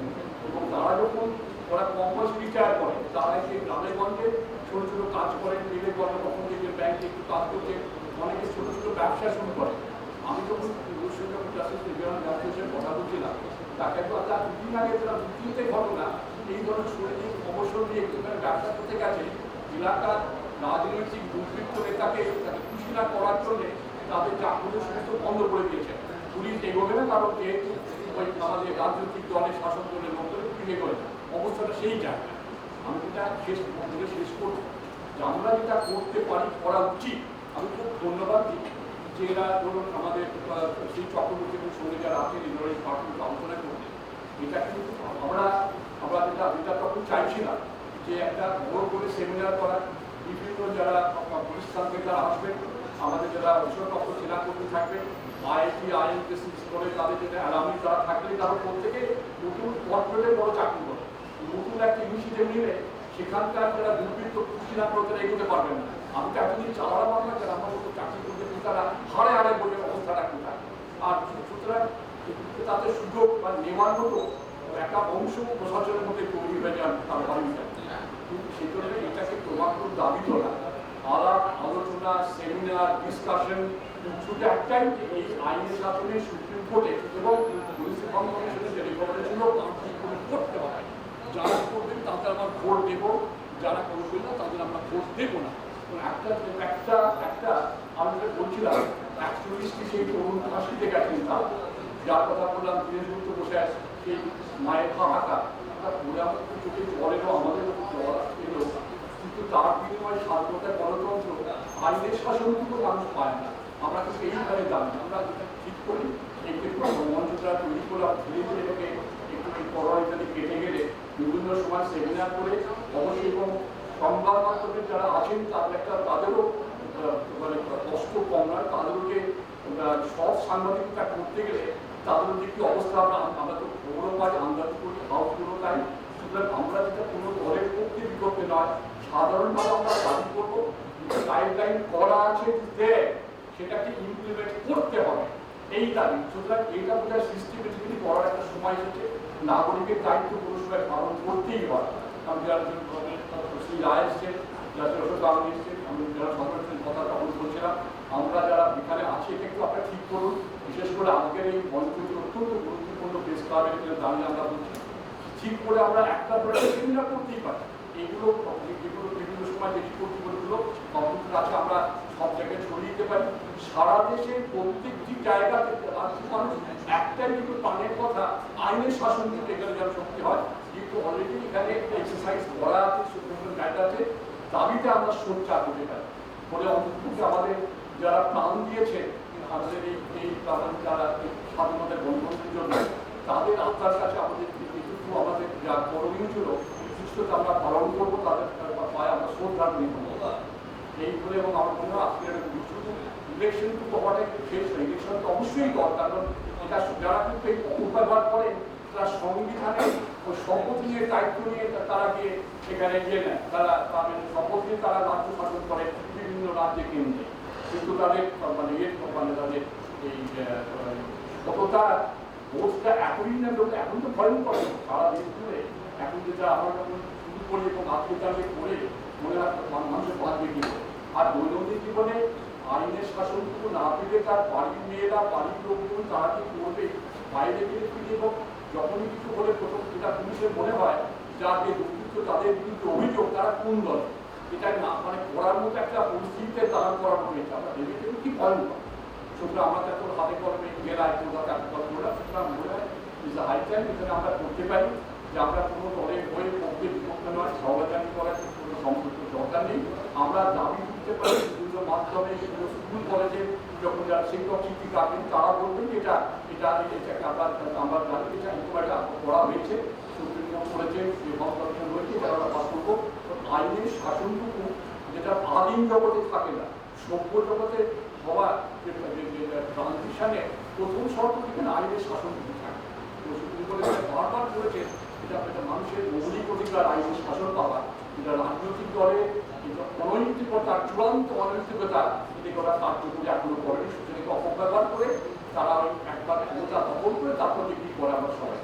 আমি ধন্যবাদ জানি যারা আজকের এই তারিখে আলোচনা করলেন। আমার মনে হয় সার্থক যদি আমরা নিজের মতো করে একটু করে আমরা যে এই যে রেকমেন্ডেশনগুলো আমরা দায়িত্ব দিই, এখান থেকে আমরা প্রত্যেক ইমেলে পাঠিয়ে দেওয়াটা সরকার এখন তো অনেক সুবিধা কমিউনিকেট করা অন্য রাজ্যে সব জায়গায় এগুলো করে, এবং এটা ক্লাসের মধ্যে পড়ানোটাও কিন্তু ছোটো করে গাইডলাইন আইনের শাসন, এটা কিন্তু যারা শিক্ষক শিক্ষিত তারা কিন্তু ভাবতে পারে। ছোটো ছোটো ছেলে তারা আমরা ছোটোবেলা আমাদের ছোটোবেলায় মনে আছে পড়ার সময় ছোটো কিছু কথা বলতেন, স্বাধীন কথা বলতেন। এখনকার শিশুরা অসহায়, তাদের টেলিভিশনে দেখতে হয় কত টাকা কার চিঠি কোন কার টিকাকে কত গালাগালি করছে, অনৈতিকতা এই দিকে থেকে তাদের বড় হতে বড় বড় উঠছে, ছোট্ট পড়াশোনাটা বড় হচ্ছে, সব সুষ্ঠু দিকে বড় কথা পরিবেশ নেই। এটাকে আমরা তৈরি করতে পারি, এইগুলোকে এটাকে আমরা কাটিয়ে ওঠার চেষ্টা কাটিয়ে করাটা অনেক ধন্যবাদ জানাই। ও দাবি কিছু বলতে চাইনি। অনেক ধন্যবাদ শ্রী সন্দীপ মুখার্জিকে। আমাদের পরবর্তী বক্তা Shrimati Nandini Bhattacharya, president all Bengal men's forum. উনি নিরবিচ্ছিন্ন কাজ করে চলেছেন পুরুষের অধিকার নিয়ে এবং অন্যান্য সামাজিক কাজকর্ম করে চলেছেন। আমরা শ্রীমতী নন্দিনী ভট্টাচার্যকে কিছু বলার জন্য অনুরোধ করছি। সবাইকে শুভ বিপ্লব। প্রথমে আন্তরিকভাবে কৃতজ্ঞতা জানাই সুমিত্রা এবং দেবাঞ্জনদাকে আমাকে এরকম একটা প্ল্যাটফর্মে ডেকে পাঠাবার জন্য, কারণ যেই কাজটা করি একদম অরাজনৈতিক থাকতে চাই, একেবারে রাজনৈতিক ভাবে কোনোভাবে আসতে চাই না। কারণ সেই কারণে এখানে যে আমাকে ডেকে পাঠিয়েছে, তবু মানুষ মাত্রে আমি মনে করি সবার একটা রাজনৈতিক বক্তব্য এবং সচেতনতা থাকা উচিত। আর অবশ্যই বাংলায় কথা বলবো, কারণ পরশুদিন ভাষা দিবস, আমি ইংরেজি আমি এত বলতে পারি না, মানে এত ইংরেজি না বলে বলতে পারি না, আমার ধারণা বাংলায় বলাটাই ভালো। আর আমি মনে করি মানুষ হিসেবে প্রত্যেক মানুষের একটা রাজনৈতিক চেতনা থাকা উচিত। তার মানে আমি তৃণমূল, আমি বিজেপি, আমি সিপিএম বা আমি কংগ্রেস নয়, কিন্তু রাজনৈতিক চেতনা মানুষের জন্মগত অধিকার। সেটা কিন্তু অন্য, হ্যাঁ, সেটা মানে কিন্তু কোনো দল করা না। আজকে যে কারণে আমরা এখানে দাঁড়িয়েছি যে বাংলায় সুষ্ঠু এবং অবাধ নির্বাচন একটা সোনার হাতের বাটি। মানে বসন্তে আমরা জানতাম মানে কুহু কুহু শোনা যায় কোকিলের কুহুটা, তার মানে বসন্ত এসে গেছে, কিন্তু এটা হচ্ছে বজ্র নির্ঘোষ আপনি বসন্ত এসে গেছে, অর্থাৎ আমাদের ইলেকশনের বাজনা বাজতে শুরু হয়ে গেছে। মানে অনেকক্ষণ থেকে আমার মনে হচ্ছে না আলোচনাটা একটু এমন একটু মানে যাই আপনারা মনে একটু নিরস হয়ে গেছে না, মানে আপনাদের মুখ থেকে আমার মনে হচ্ছে কেউ তো দেখছি ঘুমিয়ে পড়েছে, কেউ কেউ বাইরে চলে যাচ্ছে। আমার মনে হচ্ছে আমি আর পাত্র সাহায্যে একটু চোখাচুকি করছিলাম, আর জয়ন্ত দত্ত করে এসে যাওয়ার পর একটু যেন নিরস হয়ে গেছে। আমি তাকে একটু সরস সকাল আমদানি করার চেষ্টা করছি, কারণ আমি ব্যক্তিগতভাবে মনে করি রাজনৈতিক আলোচনা হোক বা দুটোর মধ্যে হিউমার না থাকলে, মানে রবীন্দ্রনাথ বলেছেন জীবন যদি একটু রসে বসে না থাকে কোনো আলোচনা ভালো লাগে না। তো এই আলোচনাটাও রসে বসে হতে হবে। যদি বলেন যে এই যে বলুন আজকে আমাদের এই যে একটা আলোচনা মানে অবাধ এবং সুষ্ঠু নির্বাচন কেন সম্ভব না, নিশ্চয়ই তাহলে মারামারি কাটাকাটি হানাহানি হলেই সম্ভব না, সেটা কিন্তু আমাদের আজকের কালচার না। 1970-71 সাল থেকে যদি দেখেন বাংলা কিন্তু সেদিন থেকেই এটা নিয়ে বিল করছে। আমি তার আগে আর যেতে চাই না, মানে তখন থেকে কিন্তু বাংলার কালচারের সঙ্গে এটা আছে, বাংলার সংস্কৃতিতে কিন্তু এটা আছে। মানে একটা নির্বাচন আসা মানে, এবং বাংলা কিন্তু খুব সুষ্ঠু নির্বাচন কোনোদিনও কি দেখেছে আপনাদের মনে হয় যে ভীষণ একটা অবাধ এবং শান্তিপূর্ণ নির্বাচন বাংলা দেখেছে? কোন দল কেন দল আমি কিন্তু কোনো দলের নেই, হ্যাঁ, কিন্তু দেখেন। মানে আমি আপনাদের বলি এই যে আজকে আমরা কোন কথা বা কোন বাক্য নিয়ে এত কথা বলছি না, এটাও কিন্তু আমাদের 19বিংশ শতকের কালচার, এটা কিন্তু আজকের নয়। ভেবে দেখবেন তখনও কিন্তু বঙ্কিমচন্দ্র, রামমোহন, তার আগে সবসময় কুবাক্যের কালচার আমাদের ছিল। অর্থাৎ কোনো একজন মানুষ একটা ভালো কিছু করতে যাচ্ছেন, তার জন্য একটা লোক কুবাক্য নিয়ে তৈরি হয়েছে। অর্থাৎ আমাদের বাঙালির রক্তে কুবাক্যর ব্যাপারটাও কিন্তু একটা খুব ইম্পর্টেন্ট ব্যাপার ছিল চিরকাল। আমি আজকে আমরা কুনাট্য কুবাক্য নিয়ে বড় বড় টক শো করছি, কিন্তু সেদিনও কিন্তু এটা ছিল। এই ব্যাপারে বলতে ইম্পর্টেন্ট কথা আমি আপনাদের শোনাই যে সামাজিক পরিসরে সুরুচিকে চিহ্নিত করা, মর্যাদা দেওয়া কিন্তু একটা বড় ব্যাপার। রবীন্দ্রনাথ বলেছেন যে রুচির মধ্যে সময়ের ছাপ থাকে সেই রুচি আকাশ থেকে পড়ে না, জীবনের অভ্যাসে কিন্তু গড়ে ওঠে। ইতরতার প্রতি বিদ্বেষ আর সুরুচির প্রতি যে শ্রদ্ধা এবং স্থিরতা সম্পর্কে যে অক্ষুণ্ণ বেদনাবোধ, সেটা রক্ষা করতে হয় নানা পরিসরে। আর অসংযত বাক্যযুদ্ধে অভ্যস্ত 19 শতকের যে বাঙালি সমাজ, বঙ্কিমচন্দ্র তার দায়িত্ব নিয়েছিলেন আর রবীন্দ্রনাথ কিন্তু তার উত্তরসূরি। আর আজকে যে রাজনীতিতে ধরুন ভাষার অবমূল্যায়ন, মানে হচ্ছে গলিমারো, সেই গলিমারোর কথা কিন্তু রাসবিহারী মোড় থেকে চাঁদনি মিলু সব জায়গায় ঘুরছে, এবং সেই গলিমারোর থেকে এটা কিন্তু কোনো একদল যে বলছে না, সবাই বলছেন। আমি গলিমারোর একটা প্রতীকী অর্থ বলছি, সেই যে গাহিন করা স্লোগান বলুন, তার ফলে কিন্তু গণচৈতন্যে কি হয় বলুন তো, কাণ্ডজ্ঞান আর ধর্মজ্ঞান দুটোই লোপ হয়। এবং এই যে এইটা যে জনগণের মধ্যে ঢোকে না, তখন তার থেকে আত্মঘাতী এবং ভাতৃঘাতী উন্মাদনা চালিয়ে ওঠে। এবং যা হয় কি বলুন তো, একদল মানুষ যারা কিন্তু এটাই রোজগার, এটার কোনো কাজ নেই এটা ছাড়া, তারা কিন্তু এটার থেকে রসদ পায় এবং তাদেরকে ব্যবহার করা হয়। তার ফলে যে এই যে একদল জনগণ, আমাদের তো বেকারত্ব প্রবল চিরকালই ছিল, সে বেকারত্ব প্রবল, এবং তাদেরকে যে ব্যবহার করা, সেই ব্যবহার করার পেছনে কিন্তু এই প্রেক্ষাপটগুলো কাজ করে। আমরা অনেক কথা বলি পুলিশ কাজ করছে না, আইন কাজ করছে না, প্রশাসন কাজ করছে না, কিন্তু আপনাদের কিন্তু যেতে হবে মূল জায়গাটায়, কি ব্যাপার আসল কিন্তু সেগুলো নয়। আসল হচ্ছে আমাদের ভয়ঙ্কর অশিক্ষা এবং প্রবল বেকারি। আজকে যদি আপনাদের মধ্যে আমাদের মধ্যে শিক্ষা থাকে, বেকারত্ব না থাকে, আপনি কি সত্যিই পারবেন সেই ছেলেগুলোকে এগুলোতে ইনভলভ করতে? যাদের যাদের ছেলেরা ধরুন আপনি চাকরি করছেন, যাদের ছেলেরা পড়াশোনায় ইনভলভ, সেই ছেলেগুলোকে কি আপনি পাচ্ছেন এগুলোতে ইনভলভ করতে? না। তাহলে আমাদের কি দরকার? শিক্ষা দরকার, বেকারত্বটা বোঝানো দরকার। সেই মূল প্রশ্নে চলে যান। কাজে আইন কাজ করছে না, প্রশাসন কাজ করছে না, এগুলো কিন্তু আসল কথা নয়। এবার আমি একটু অন্য জায়গায় আসি। আমরা আজকে যে এই ভয়ঙ্কর ব্যবস্থার সম্মুখীন, তার পেছনে আমি যদি বলি আমাদের আজকের বাবা মায়েদের অনেক দায়িত্ব আছে, আজকের গার্জিয়ানদের। আপনারা এখানে যারা বসে আছেন, বাবা মা কেউ ভেবেছেন আমার ছেলে পলিটিশিয়ান হোক, পলিটিশিয়ান হওয়াটা তার ক্যারিয়ার হোক? না না, আমরা সবসময় ভেবেছি আমার ছেলে ডাক্তার হোক, ইঞ্জিনিয়ার হোক, এমবিএ হোক। আমরা কি কেউ কোনো শিক্ষিত পলিটিশিয়ান তৈরি করতে চেয়েছি কোনোদিনও? আমরা কি ভেবেছি আমাদের একটা অ্যাপ্লাইড পলিটিক্সের কোর্স হোক, যেখানে শিক্ষক গিয়ে সবাই কিভাবে স্পিচ দিতে হয়, কিরকম জামা কাপড় পরা উচিত, পলিটিশিয়ানের চলাফেরা কেমন হওয়া উচিত, সে কিভাবে তার কনসিকুয়েন্সটা সামলাবে, ইভেন রিগিং কিভাবে হবে সেটাও শেখা উচিত, সায়েন্টিফিক রিগিং। আমরা কি একটা অ্যাপ্লাইড পলিটিক্সের কোর্স চালু করতে চাইছি, যেই কোর্সে পলিটিশিয়ান তৈরি হবে, প্রত্যেকটা দল এসে ক্যাম্পাস ইন্টারভিউ নেবে, তারপর থেকে শিক্ষিত পলিটিশিয়ান নিয়ে যাবে দলে? যদি সত্যি সেটা সম্ভব হতো তাহলে কিন্তু আজকে এই দিন দেখতেই হতো না। আপনারা কি চেয়েছেন আপনাদের ছেলেরা কেউ শিক্ষিত পলিটিশিয়ান হোক, পলিটিক্স একটা ক্যারিয়ার হোক? চাননি, অথচ বলে বেড়াচ্ছেন পলিটিক্স রেপিস্ট, মার্ডাররা আর অসৎ লোক চোরে ভর্তি। অথচ আপনারা তো কেউ চাননি আপনাদের ছেলেমেয়েরা পলিটিশিয়ান হোক। বলেছেন পলিটিক্স একটা চোরের জায়গা, এই রাজনীতিতে যাস না। বাড়ির মেয়েদের কোনোদিনও দেখেছেন 5 জন মহিলা একত্রিত হয়ে একটা সুষ্ঠু পলিটিক্যাল আলোচনা করতে? কোনোদিন দেখতেন না। তাদের বাজেটের আলোচনা সীমাবদ্ধ, সোনার দাম বেড়েছে কিনা, মোবাইলের দাম বেড়েছে কিনা, আর রান্নার গ্যাসের কি দাম। মহিলাদের কোনোদিনও দেখেছেন একটা ফিসকাল আলোচনা, মানে দেশের এখন রাজনৈতিক পরিসরটা ঠিক কি তা নিয়ে আলোচনা করতে? আমরা চিরকাল গা বাঁচিয়েছি আর বলেছি রাজনীতিতে চোর, উচাক্কা, রেপিস্ট আর মার্ডারের ভর্তি। আমরা তো সঠিক করতে চাইনি পলিটিশিয়ান তৈরি করতে, চাইনি বলে আজকে আমাদের পলিটিক্সটা এখানে এসে দাঁড়িয়েছে, চাইনি বলে আমাদের দেশে ভরে গেছে এই ধরনের জিনিসে, চাইনি বলে আজকে আমাদের অবাধ এবং সুষ্ঠু নির্বাচনের এই অবস্থা। আপনারা কখনো এটা ভেবে দেখেনি যে আমাদের ইচ্ছেই ছিল না আমাদের এখানে একটা সুষ্ঠু নির্বাচন হোক, আমরা শিক্ষিত পলিটিশিয়ান তৈরি করি, আমরা একটা সঠিক অবস্থা তৈরি করি। বেশি কথা বলবো না, দুজন অসম্ভব ভালো স্পিকার বসে আছেন, সময়ও নেই, বেড়ে গেছে। আর শেষে একটা কথা বলবো, পুরুষ অধিকার কর্মীকে নিয়ে এসেছে তো, কাজে এই কথাটা তো শুনতে হবে। দেশে নারীদের এম্পাওয়ারমেন্ট করতে গিয়ে ওভার পাওয়ারমেন্ট করেছে, পুরুষ মানুষের জন্য কোনো জায়গায় রাখেননি। কন্যাশ্রীর উপস্থিত করেছে, ছেলেরা দল ছুট হয়েছে, স্কুল ছুট হয়েছে, তাদের জন্য কিচ্ছু নেই। তারা যদি বোমা রাখবে না, রাজনৈতিক নেতাদের কাছে গিয়ে মার্ডার করতে যাবে না, যেতে পারছে না।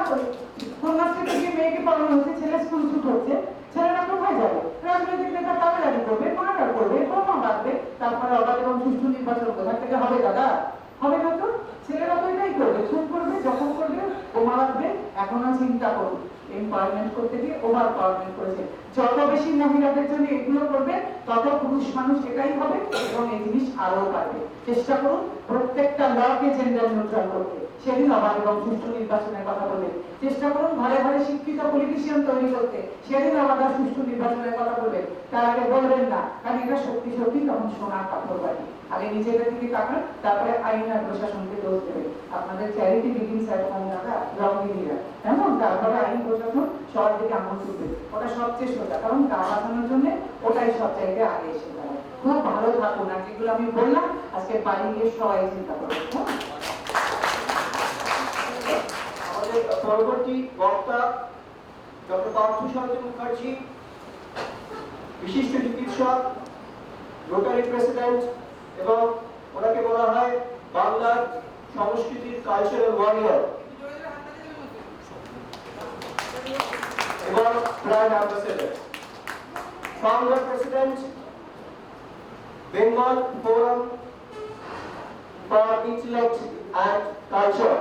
ডক্টর মুখার্জিকে কিছু বলার জন্য অনুরোধ করছি। নমস্কার। সেই যে ছাত্র গরুর রচনা লিখতে এসেছিল, তাকে বর্ষাকালের রচনা এলো, সে শেষে ঘুরে সেই গরুর রচনাই লিখল। প্রথম 3 জন আমাদের শেখাতে এসেছিলেন, আর পরের 3 জন আমরা পরের জেনারেশন, তো আমরা শিখতে এসেছিলাম। প্রথম 3 জন 30 মিনিট করে সুযোগ পেয়েছিলেন, আমরা 3 জন 10 মিনিট করে, না হলে ওরা আমাদের বের করে দেবে।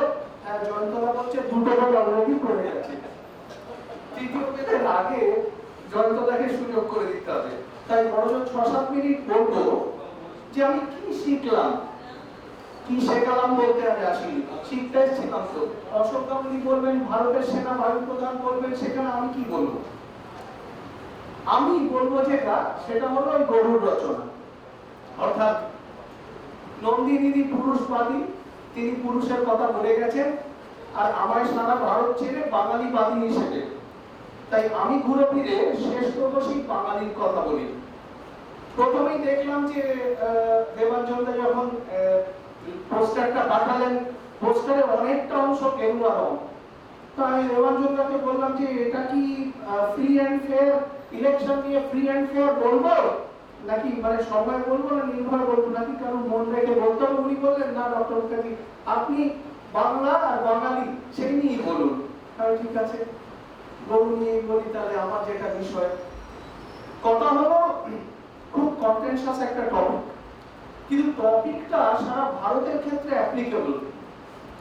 কেন আলাদা করে বাংলার কথা বলবো সেটা আমি শেষে বলছি, আর তার থেকে আমরা কি ইনফারেন্স ড্র করলাম সেটাও বলছি। পুরোটা বলতে 5 মিনিট লাগবে। কালকে রাতে আমি দু একটা কবিতা দেখছিলাম আর দু একটা গুগল উইকিপিডিয়া তার থেকে ডেটা দেখছিলাম। কবিতাগুলো সব রবীন্দ্রনাথ 110 বছর আগে বসে লিখছেন, চিত্ত জেতা বয়স শূন্য, শেষ লাইনে বলছেন নিজ হাতে নির্দয় আঘাত পরিপিত, ভারতের সেই স্বর্গে কর জাগরিত। মানে তখনও একটা থার্ড ফোর্সের আমন্ত্রণ চলছে, সেটা কখনো রানী, কখনো কনস্টিটিউশন, কখনো পুলিশ, কখনো ভগবান, কেউ একটা এসো আমাদের বাঁচাও, নয়তো এ দেশে চিত্ত ভয়শূন্য করে আর হয়ে উঠবে না। তাই এটা নতুন কোনো ফেনোমেনন নয়।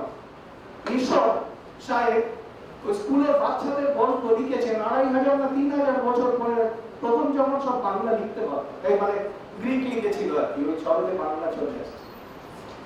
তাতে লেখা who will bell the cat, বেড়ালের গলায় ঘন্টি বাঁধবে কে?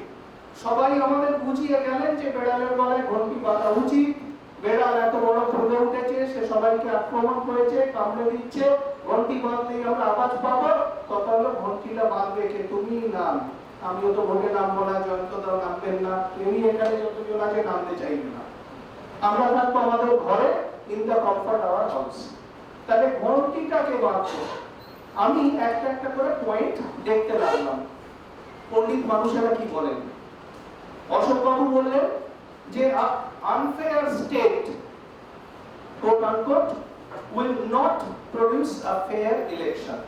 আমি থাকতাম লন্ডনে, সেখানেও ভোট দিয়েছি, সেখানেও আমার সিটিজেনশিপ রাইট ছিল, সেখানে ভোট আর এখানে ভোট অনেক তফাৎ, কিন্তু এখানকার ভোটটা অনেক বড়। We are very proud of India's democracy. সারা পৃথিবীতে তার ছবি দেখায়। এমন নয় যে আমাদের ভোটটা কোনো অচ্ছেদ্য করা কেউ করার জিনিস, ঠিক না? এমনকি নিউ ইয়র্কে যে জো বিডেন আর ডোনাল্ড ট্রাম্পের ভোট হয়েছে, তার 5টা যে ভাষায় ব্যালট পেপার লেখা ছিল, তার একটা ভাষা ছিল বাংলা। যারা জানে না তাদের জন্য বলছে। তো we are not a small country, we have a very strong soft power and a far reaching influence. কথা হলো সেই ভোট আর এই ভোটের তফাৎটা কোথায়? 3টে জায়গা বলছি। এক, আমাদের ভায়োলেন্স একটা কালেকটিভ ফেনোমেনন। বাঙালি যখনই একা আছে হিন্দি সিনেমায় তাকে একটা দুর্বল, ভীরু, কার্টুন, হাস্যস্পদ একটা ছবি দেখায়, আমি তোমাকে ভালোবাসি বলে একটা ছবি দেখায় হিন্দিতে। আমি সারা জীবন এই দেখে গেলাম, কোনোদিন দেখলাম না বাঙালি বিরাট ধীর অক্ষয় কুমারের মতো সীমান্তে 500 জওয়ান মেরে শুয়ে দিল, কোনোদিন দেখিনি। অথচ ওদিকে শঙ্কর রায় চৌধুরী, ওদিকে সেনাপ্রধান, এদিকে অরুণ রাহা, দেখা যাচ্ছে টপ পজিশনে শঙ্কর বাঙালি, দেখা যাচ্ছে প্রণয় রায় বাঙালি, তার উল্টো দিকে যিনি আছে রণক গোস্বামী সেও বাঙালি। কিন্তু কি কারণে জানি না আমরা আমাদের অ্যাসার্ট করতে পারছি না, আমাদের যে কালেকটিভ ইনফ্লুয়েন্স সেইটা আমি বোঝাতে পারছি না। বাঙালির ভায়োলেন্সটা কিন্তু যখনই হয় it is a collective phenomenon. একজন একা বাঙালি কোথাও ভায়োলেন্স করেনি, কিন্তু যখনই বাঙালি জেগেছে, সেটা স্বাধীনতা সংগ্রাম হোক, এক্সট্রিমিস্ট মুভমেন্ট হোক, নকশাল আন্দোলন হোক, দেশ ভাগ হোক, বামপন্থী আন্দোলন হোক, এবং এখনো যদি ভবিষ্যতে কোনো রিভলিউশন হয়, আমি জানি সেটা ভারত থেকেই হবে, বাংলা থেকে হবে। যখন ভারতে রেনেসা হয়েছে, একের পর এক সতী পুড়িয়ে দিয়েছে, এই করেছে ওই করেছে, সমস্ত জায়গায় সে ছেলেদেরই বাঁচাক, তাদের শিক্ষার ব্যবস্থা করুক, মেয়েদেরই বাঁচাক, তাদেরও শিক্ষার ব্যবস্থা করুক, সবকিছু বাংলা। শ্যামাপ্রসাদ বাংলা, ডব্লিউসি ব্যানার্জিও বাংলা, মানবেন্দ্রনাথ রায় বাংলা, মমতা ব্যানার্জিও বাংলা। আপনি যাকে ইচ্ছে ভোট দিন, আপনার ভালোবাসার পূর্ণ অধিকার রয়েছে, কিন্তু আলটিমেটলি আমি গর্বিত যে সেই ভোটটা পড়ছে একজন বাঙালিরই একজন চিন্তাধারার একটা কোনো দল তারা যে তৈরি করেছিল সেখানে। and I'm proud of it। আমি দেখেছি ভোটের দিনে বম্বেতে গিয়ে, দিল্লিতে গিয়ে কিছু বোঝাই যাচ্ছে না ভোট, যে যার শেয়ার বাজারে, আরে মুখার্জি क्या बात करते हो यार, धंधे का काम करो, धंधे का बात करो, আমায় বোঝাচ্ছে লোকে গুজরাটে। মানে কি ইন্টেলেকচুয়াল সব রবীন্দ্রনাথ বলছে এই সময় শেয়ার বাজারে খবর রাখলে 4 টাকা বেড়ে যেত। আমার দরকার নেই সেরকম। তাতে বাংলায় ভায়োলেন্স হলে হবে, হ্যাঁ আমি তার জন্য লজ্জিত, আমি দুঃখিত। প্রতিটা প্রাণ খুব গুরুত্বপূর্ণ। প্রাণ। কিন্তু what I am proud of is this is where revolution starts. This is where history is written. বাঙালিরা ইতিহাস লেখে, বাঙালিরা ইতিহাসের বলি হয়, কিন্তু সেই জন্য free and fair election is a myth কথাটা আমি বলতে পারবো না। দেখা যাচ্ছে সারা রাজ্যে 60,000 বুথ আছে, তার মধ্যে 30,000 booth has been classified as sensitive. Politically এত সেনসিটিভ স্টেট আর নেই। দেখা যাচ্ছে বিহারের পরে লার্জেস্ট ভায়োলেন্স সবচেয়ে বেশি পশ্চিম বাংলায় হয়েছে, কিন্তু তার একটা সামান্য ট্রেন্ড আছে। ট্রেন্ডটা কি না, শেষ ইলেকশনের আগে পর্যন্ত সারা ভারতে 60% ডেথ বা ক্যাজুয়ালিটি হয়েছে ভোটের আগে, প্রি পোল বা ডিউরিং পোল। বাংলায় সেটা হয়েছে post pole. This is where Bengal has differed from rest of India. এটা একটা প্রচন্ড দরকারি সিগনিফিকেন্ট পয়েন্ট। তার মানে কি? তার মানে ভেঞ্জেন্স, বদলের বদলে বদলার দিকে মন চলে যাচ্ছে যারা নতুন ক্ষমতায় আসছে। এখন যদি কেউ নতুন ক্ষমতায় আসে, তারা যদি সেই একই কাজ করে, তাহলে লোকে মনে হবে যে এদের ভোট দিয়ে আনা সম্পূর্ণ ভুল হলো, ইট ওয়াজ আ ব্লান্ডার। এরা তো সেই একই রাজা, বারবার বীরেন্দ্রনাথ চক্রবর্তী লিখছেন, রাজা বীরেন্দ্রনাথ লিখছেন, রাজা আসে যায়, রং বদলায়, দিন বদলায় না। দিন বদলাতে হবে। তার মানে লাস্ট যে কথাটা আমি বলবো সেটা হলো যে দেখুন, প্রেমেন্দ্র মিত্র লিখেছিলেন, যেখানেই তুমি রওনা হও না ঘরেই নিজে ফিরবে, দেবান্তরেও হারাতে চাইলে সেই দেয়ালেই ঘিরবে, ছাদে ঢাকা দেবে। তার মানে বলছে যে আমরা কত মামুলি, কিন্তু শেষ লাইনে বলছে যে দরজা জানলা ভেজাও যত না, আকাশ তোমায় খুঁজবে। তার মানে আকাশ যাদের নাড়া দেয়, যাদের ফ্রিকোয়েন্সিতে এসে অ্যাপিল করে, তার জন্য একটা চিত্ত থাকতে হয়, তার জন্য একটা চেতনা থাকতে হয়। ইতিহাস বলছে, আমি বলছি না, ইতিহাস বলছে শেষ 200 বছর ধরে এই সাবকন্টিনেন্টের ইতিহাস পড়লে দেবাঞ্জন বাবু বিরাট পণ্ডিত লোক, আপনারা দেখতে পাবেন really what Bengal thinks today, India thinks tomorrow। এই কথাটা past tense এর নয়, মহামতি গোখলে যেটা বলেছিল সেটা এখনো in holds good। What Bengal will do today, India will do tomorrow। আজকে আমাদের ভায়োলেন্স যদি সত্যি কোথাও বন্ধ হয়, এই যে সন্দীপবাবু বলে গেলেন, আমাদের নতুন একটা ফর্ম দরকার, ইমপ্লিমেন্টেশন দরকার। এই যে অরূপবাবু বলে গেলেন, একটা রিফর্ম দরকার। কথা হলো who will break the cat? Reform কে করবে? ভেবে দেখো, ইতিহাসে উত্তর আছে। রামমোহন কোথায় জন্মেছিল? এইখানে। নিবেদিতা কোথায় এসেছিলেন? এখানে। বিবেকানন্দ হিন্দু ধর্মকে রিফর্ম করেছিলেন এখানে। যে যা করেছিল তো এখানেই করেছিল, তো সে তো মণিপুরে হয়নি, কাশ্মীরে হয়নি, গুজরাটেও হয়নি। তাই রিফর্ম যদি আবার আসে, তাহলে বাংলাতেই আসবে। তাহলে আমার শেষ লাইন কি? আমি বলেছিলাম যে আমি 9 মিনিটের বেশি বলবো না, ঠিক 10 মিনিট হতে চলেছে। আমি বলেছিলাম যে free and fair election is a myth. এই কথাটা এর বই বা বিপক্ষে কোনোটাই আমি বলবো না, কারণ আমি একে বাঙালিবাদী, তাই আশাবাদী। তাহলে তো আশা চলে গেল, সারা জীবনই মিথ হয়ে কাটিয়ে দেবে? না রে বাবা, না। একদিন আসুক, we shall overcome। একদিন আসুক, when it will not be a myth, the first free and fair election will be in the state of West Bengal। বাংলাই করে দেখাবে, বাংলাই ভালো দেখাবে।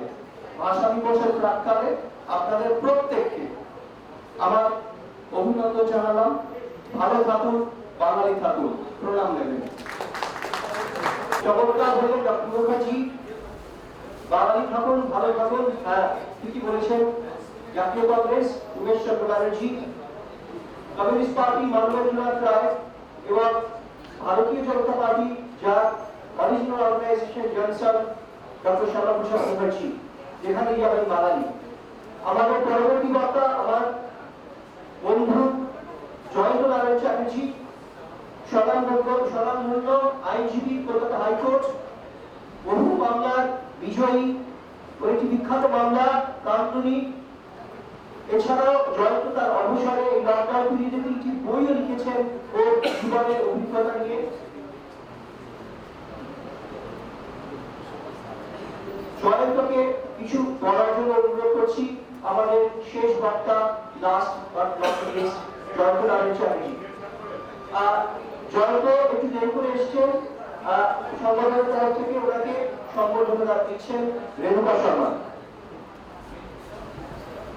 নমস্কার। বেশি কথা বলার সময় নেই, বেশি কথা আমি বলতেও পারি না, কিন্তু একটা মূল কথা বলার চেষ্টা করব। একটা কথা তো আমার এটা মনে হয় যে আপনারা সবাই সংবাদপত্র পড়েন, বৈদ্যুতিন সংবাদ মাধ্যম দেখেন, সবাই সব জানেন কি হচ্ছে। নতুন করে আমরা আপনাদের উপদেশ দেবো বা জ্ঞান দেবো সেটা আমি ভাবতেও রাজি নেই। কিন্তু একটা কথা ঠিক যে আমার মনে কতগুলি প্রশ্ন এসেছে, ছোট ছোট করে প্রশ্ন বলে শেষ করব। এতক্ষণ আপনারা উত্তর পেয়েছেন, আবার নতুন করে ভাববেন আমার প্রশ্ন পেয়ে। মিস্টার রাহা বলেছেন good people are not joining politics. আমি বিশ্বাস করি, আমি বলি শুধু গুড পিপল দিয়ে হবে না, পিপল গুড হার্ট হতে হবে। অনেক ভালো লোক আসেন তো, কিন্তু তারপর তাদের বিরুদ্ধে প্রচুর অভিযোগ আমরা পাই। কাজে আমার প্রথম বক্তব্য হবে লোক আসুক, ভালো ভালো ছেলেরা আসুক with good heart, number 1। Number 2, উনি আরেকটা কথা বলেছেন যে সংবিধানের সমস্ত স্তম্ভগুলো কি সঠিক কাজ করছে। আমার অভিযোগ যে রাজনীতিবিদরা সঠিক কাজ করছেন না, পুলিশ সহ প্রশাসন তারাও সঠিক কাজ করে না। প্রেস ক্লাবে দাঁড়িয়ে বলছি, অভিযোগ আসে মিডিয়া নাকি কখনো কখনো পক্ষপাতিত্ব করে, এটা অভিযোগ, আমার কোনো মত নয়, আমার বলার সাহসও নেই। 4 নম্বরটাও আমি কালো করে বলছি, অভিযোগ হচ্ছে যে জুডিশিয়ারিও অনেক সময় নিরপেক্ষ থাকতে পারছেন না, এটা অভিযোগ, এটাও আমার বলার সাহস নেই। কিন্তু একটা প্রশ্ন তো জাগে যে ফ্রি অ্যান্ড ফেয়ার ইলেকশন কি একেবারে সম্ভব নয়? প্রতিবেশী রাজ্যে কি হয়নি? প্রতিবেশী রাজ্যে তো সরকার বদল হয়ে গেছে, কিন্তু একজনও নাকি মারা যাননি। তাহলে বাংলা সম্পর্কে কেন এত অভিযোগ ডক্টর মুখার্জি? বাংলা সম্পর্কে কেন অভিযোগ এত ভয়? বাংলা সম্পর্কে কেন বলা হচ্ছে গত পঞ্চায়েত ইলেকশনে 100-র বেশি মানুষ মারা গেছেন? সঠিক তথ্য আমার কাছে নেই। প্রচুর মানুষ এখনো বিছানায় পড়ে রয়েছেন প্রতিবেশী রাজ্যগুলোতে। তাহলে হয়, অর্থাৎ আমরা বাঙালি হয়েও কোথায় কোথায় রক্তপাতে, কোথাও কোথায় রক্তপাতে বিশ্বাসী হয়ে পড়ছি। আমি যখন প্রশ্ন করি যে কেন এই ভায়োলেন্স, উত্তর বোধ হয় লোক অথবা ভয়। একটা উদাহরণ দিই, মেদিনীপুরে, সেটা পূর্ব বা পশ্চিম মেদিনীপুর আমার বলতে পারছি না, মেদিনীপুরের একজন নামী পুরনো নেতার বিরুদ্ধে একটা বড় অভিযোগ এসেছিল 302 ধারায়, হত্যার ধারায়। মহামান্য কলকাতা হাইকোর্ট তার আগাম জামিন নাকচ করেছিলেন। তারপর তাকে আমি তৎকালীন এসপির পাশে মঞ্চ শেয়ার করতে দেখেছি এবং তারপর তিনি দলও বদলে ফেলেছিলেন। আর যে এসপি তার পাশে বসে স্টেজ শেয়ার করছিলেন তিনিও চাকরি ছেড়ে একটা দলে যোগ দিয়েছেন। কেন? তার মানে তার ভয় ছিল, অ্যারেস্ট হওয়ার ভয়। এরকম অনেক অভিযোগ আসে যে ভয় দেখিয়ে হয় দল পরিবর্তন করানো হয় বা ফেয়ার ইলেকশন করতে দেওয়া হয় না। এবার বলি লোক, লোক কি এমনকি কোনোদিন আসবে যখন যারা ভোটে দাঁড়াবে তারা যতই অশিক্ষিত হন, অর্ধশিক্ষিত হন, তারা নিরাপত্তা রক্ষী পাবে না, তারা নীল আলো জ্বলা লালানো জ্বলা গাড়ি পাবে না। তাহলে দেখবেন এই রাজনীতিতে এই খারাপ লোকগুলোর আশা অনেক বন্ধ হয়েছে। পরিবর্তন কি আসেনি? খানিকটা পরিবর্তন তো এসেছে। আজকাল যারা ভোটে দাঁড়াচ্ছেন তাদের সম্পত্তির একটা অ্যাফিডেভিট দিতে হয়, অ্যাসেটসের বর্ণনা দিতে হয়। অর্থাৎ আমরা ভাবি যে ভোটে দাঁড়াবার আগে তোমার যা অ্যাসেট ছিল, ভোটে দাঁড়াবার পরেও অ্যাসেট কাছাকাছি থাকবে, খুব বেশি বাড়বে না। একজন অভিনেতার কথা বলি, আজকাল তো আমরা প্রায়ই দেখি সিরিয়াল সিনেমার অভিনেতারা যারা বিভিন্ন দলে যোগ দিচ্ছেন, সেই অভিনেতা নাকি প্রতি মাসে এই কমিটিতে থেকে 2.5 লক্ষ টাকা পেয়েছেন, নীলালজ্বলা গাড়ি পেয়েছেন। তিনি আমলাদের ধমকাতেন, আইএএস, আইপিএস, ডাব্লিউবিসিএস এর। এটার কোনো প্রয়োজন ছিল? এটা কি লোভ নয়? যদি এমন বলা হয় যে আজকে সংসদে যে তোমরা ক্যান্টিনে খাচ্ছ শুনেছি সেটা নাকি খুব সস্তায় দেওয়া হয়, তখন ভারতবর্ষের বেশিরভাগ মানুষ খেতেই পান না। এটা যদি কমিয়ে, সেটা যদি রেট বাড়িয়ে দেওয়া হয়, সাধারণ মানুষ যা খরচ করবে তোমরাও তাই পাবে, তাহলে কেমন দাঁড়ায়? একটা কথা বলে আমি শুধু শেষ করব যে আজকাল আমরা দেখছি যে সিরিয়ালের অভিনেতা অভিনেত্রীরা তো বিভিন্ন রাজনৈতিক দলে যোগ দিচ্ছেন। সেদিনও দেখলাম একটা নায়ক বলবো না, নায়ক বলতে আমি বুঝি হেমন্ত কারকারের সন্দীপ কৃষ্ণকে, নায়ক বলতে আমি বুঝি নিরঞ্জনকে, যিনি পাঠানকোটে 1.5 মাসের বাচ্চাকে ঘরে রেখে ছুটে গিয়েছিলেন, তিনি মারা যান। আমি তাদের বলি অভিনেতা। এই অভিনেতা, একজন অভিনেতাকে দেখলাম পতাকাটা হাতে নেবার সময় তিনি বাইসেপসটা ফোলাচ্ছেন। মানে তিনি দেখাচ্ছেন তার চেহারা কত সুন্দর। আমি তখন নিজেকে বললাম, আরে ভাই, তোমার নিজের চেহারার প্রতি যখন এত নজর, তুমি ভারতবর্ষের না পেতে পাওয়া মানুষগুলোর চেহারা দেখবে কি করে? তুমি দেখতে পারবে না।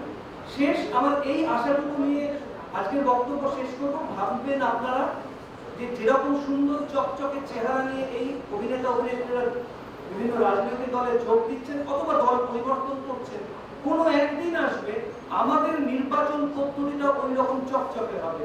আর না হলে এই ধরনের অভিনেতা অভিনেত্রীদের বিভিন্ন দলে যোগ দেওয়ানো শুধু গরিবী হটাও, ওই দারিদ্র দূরীকরণ ছাড়া আর কিছু হবে না। এনারা বড়লোক হবেন, আরো বড়লোক হবেন, বুক ফুলিয়ে বাউন্সার নিয়ে ঘুরবেন, কালো কাঁচ দেওয়া গাড়িতে উঠবেন, আর আমরা দেখবো ঝড়ের বেগে রাজনীতিবিদরা চলে যাচ্ছেন।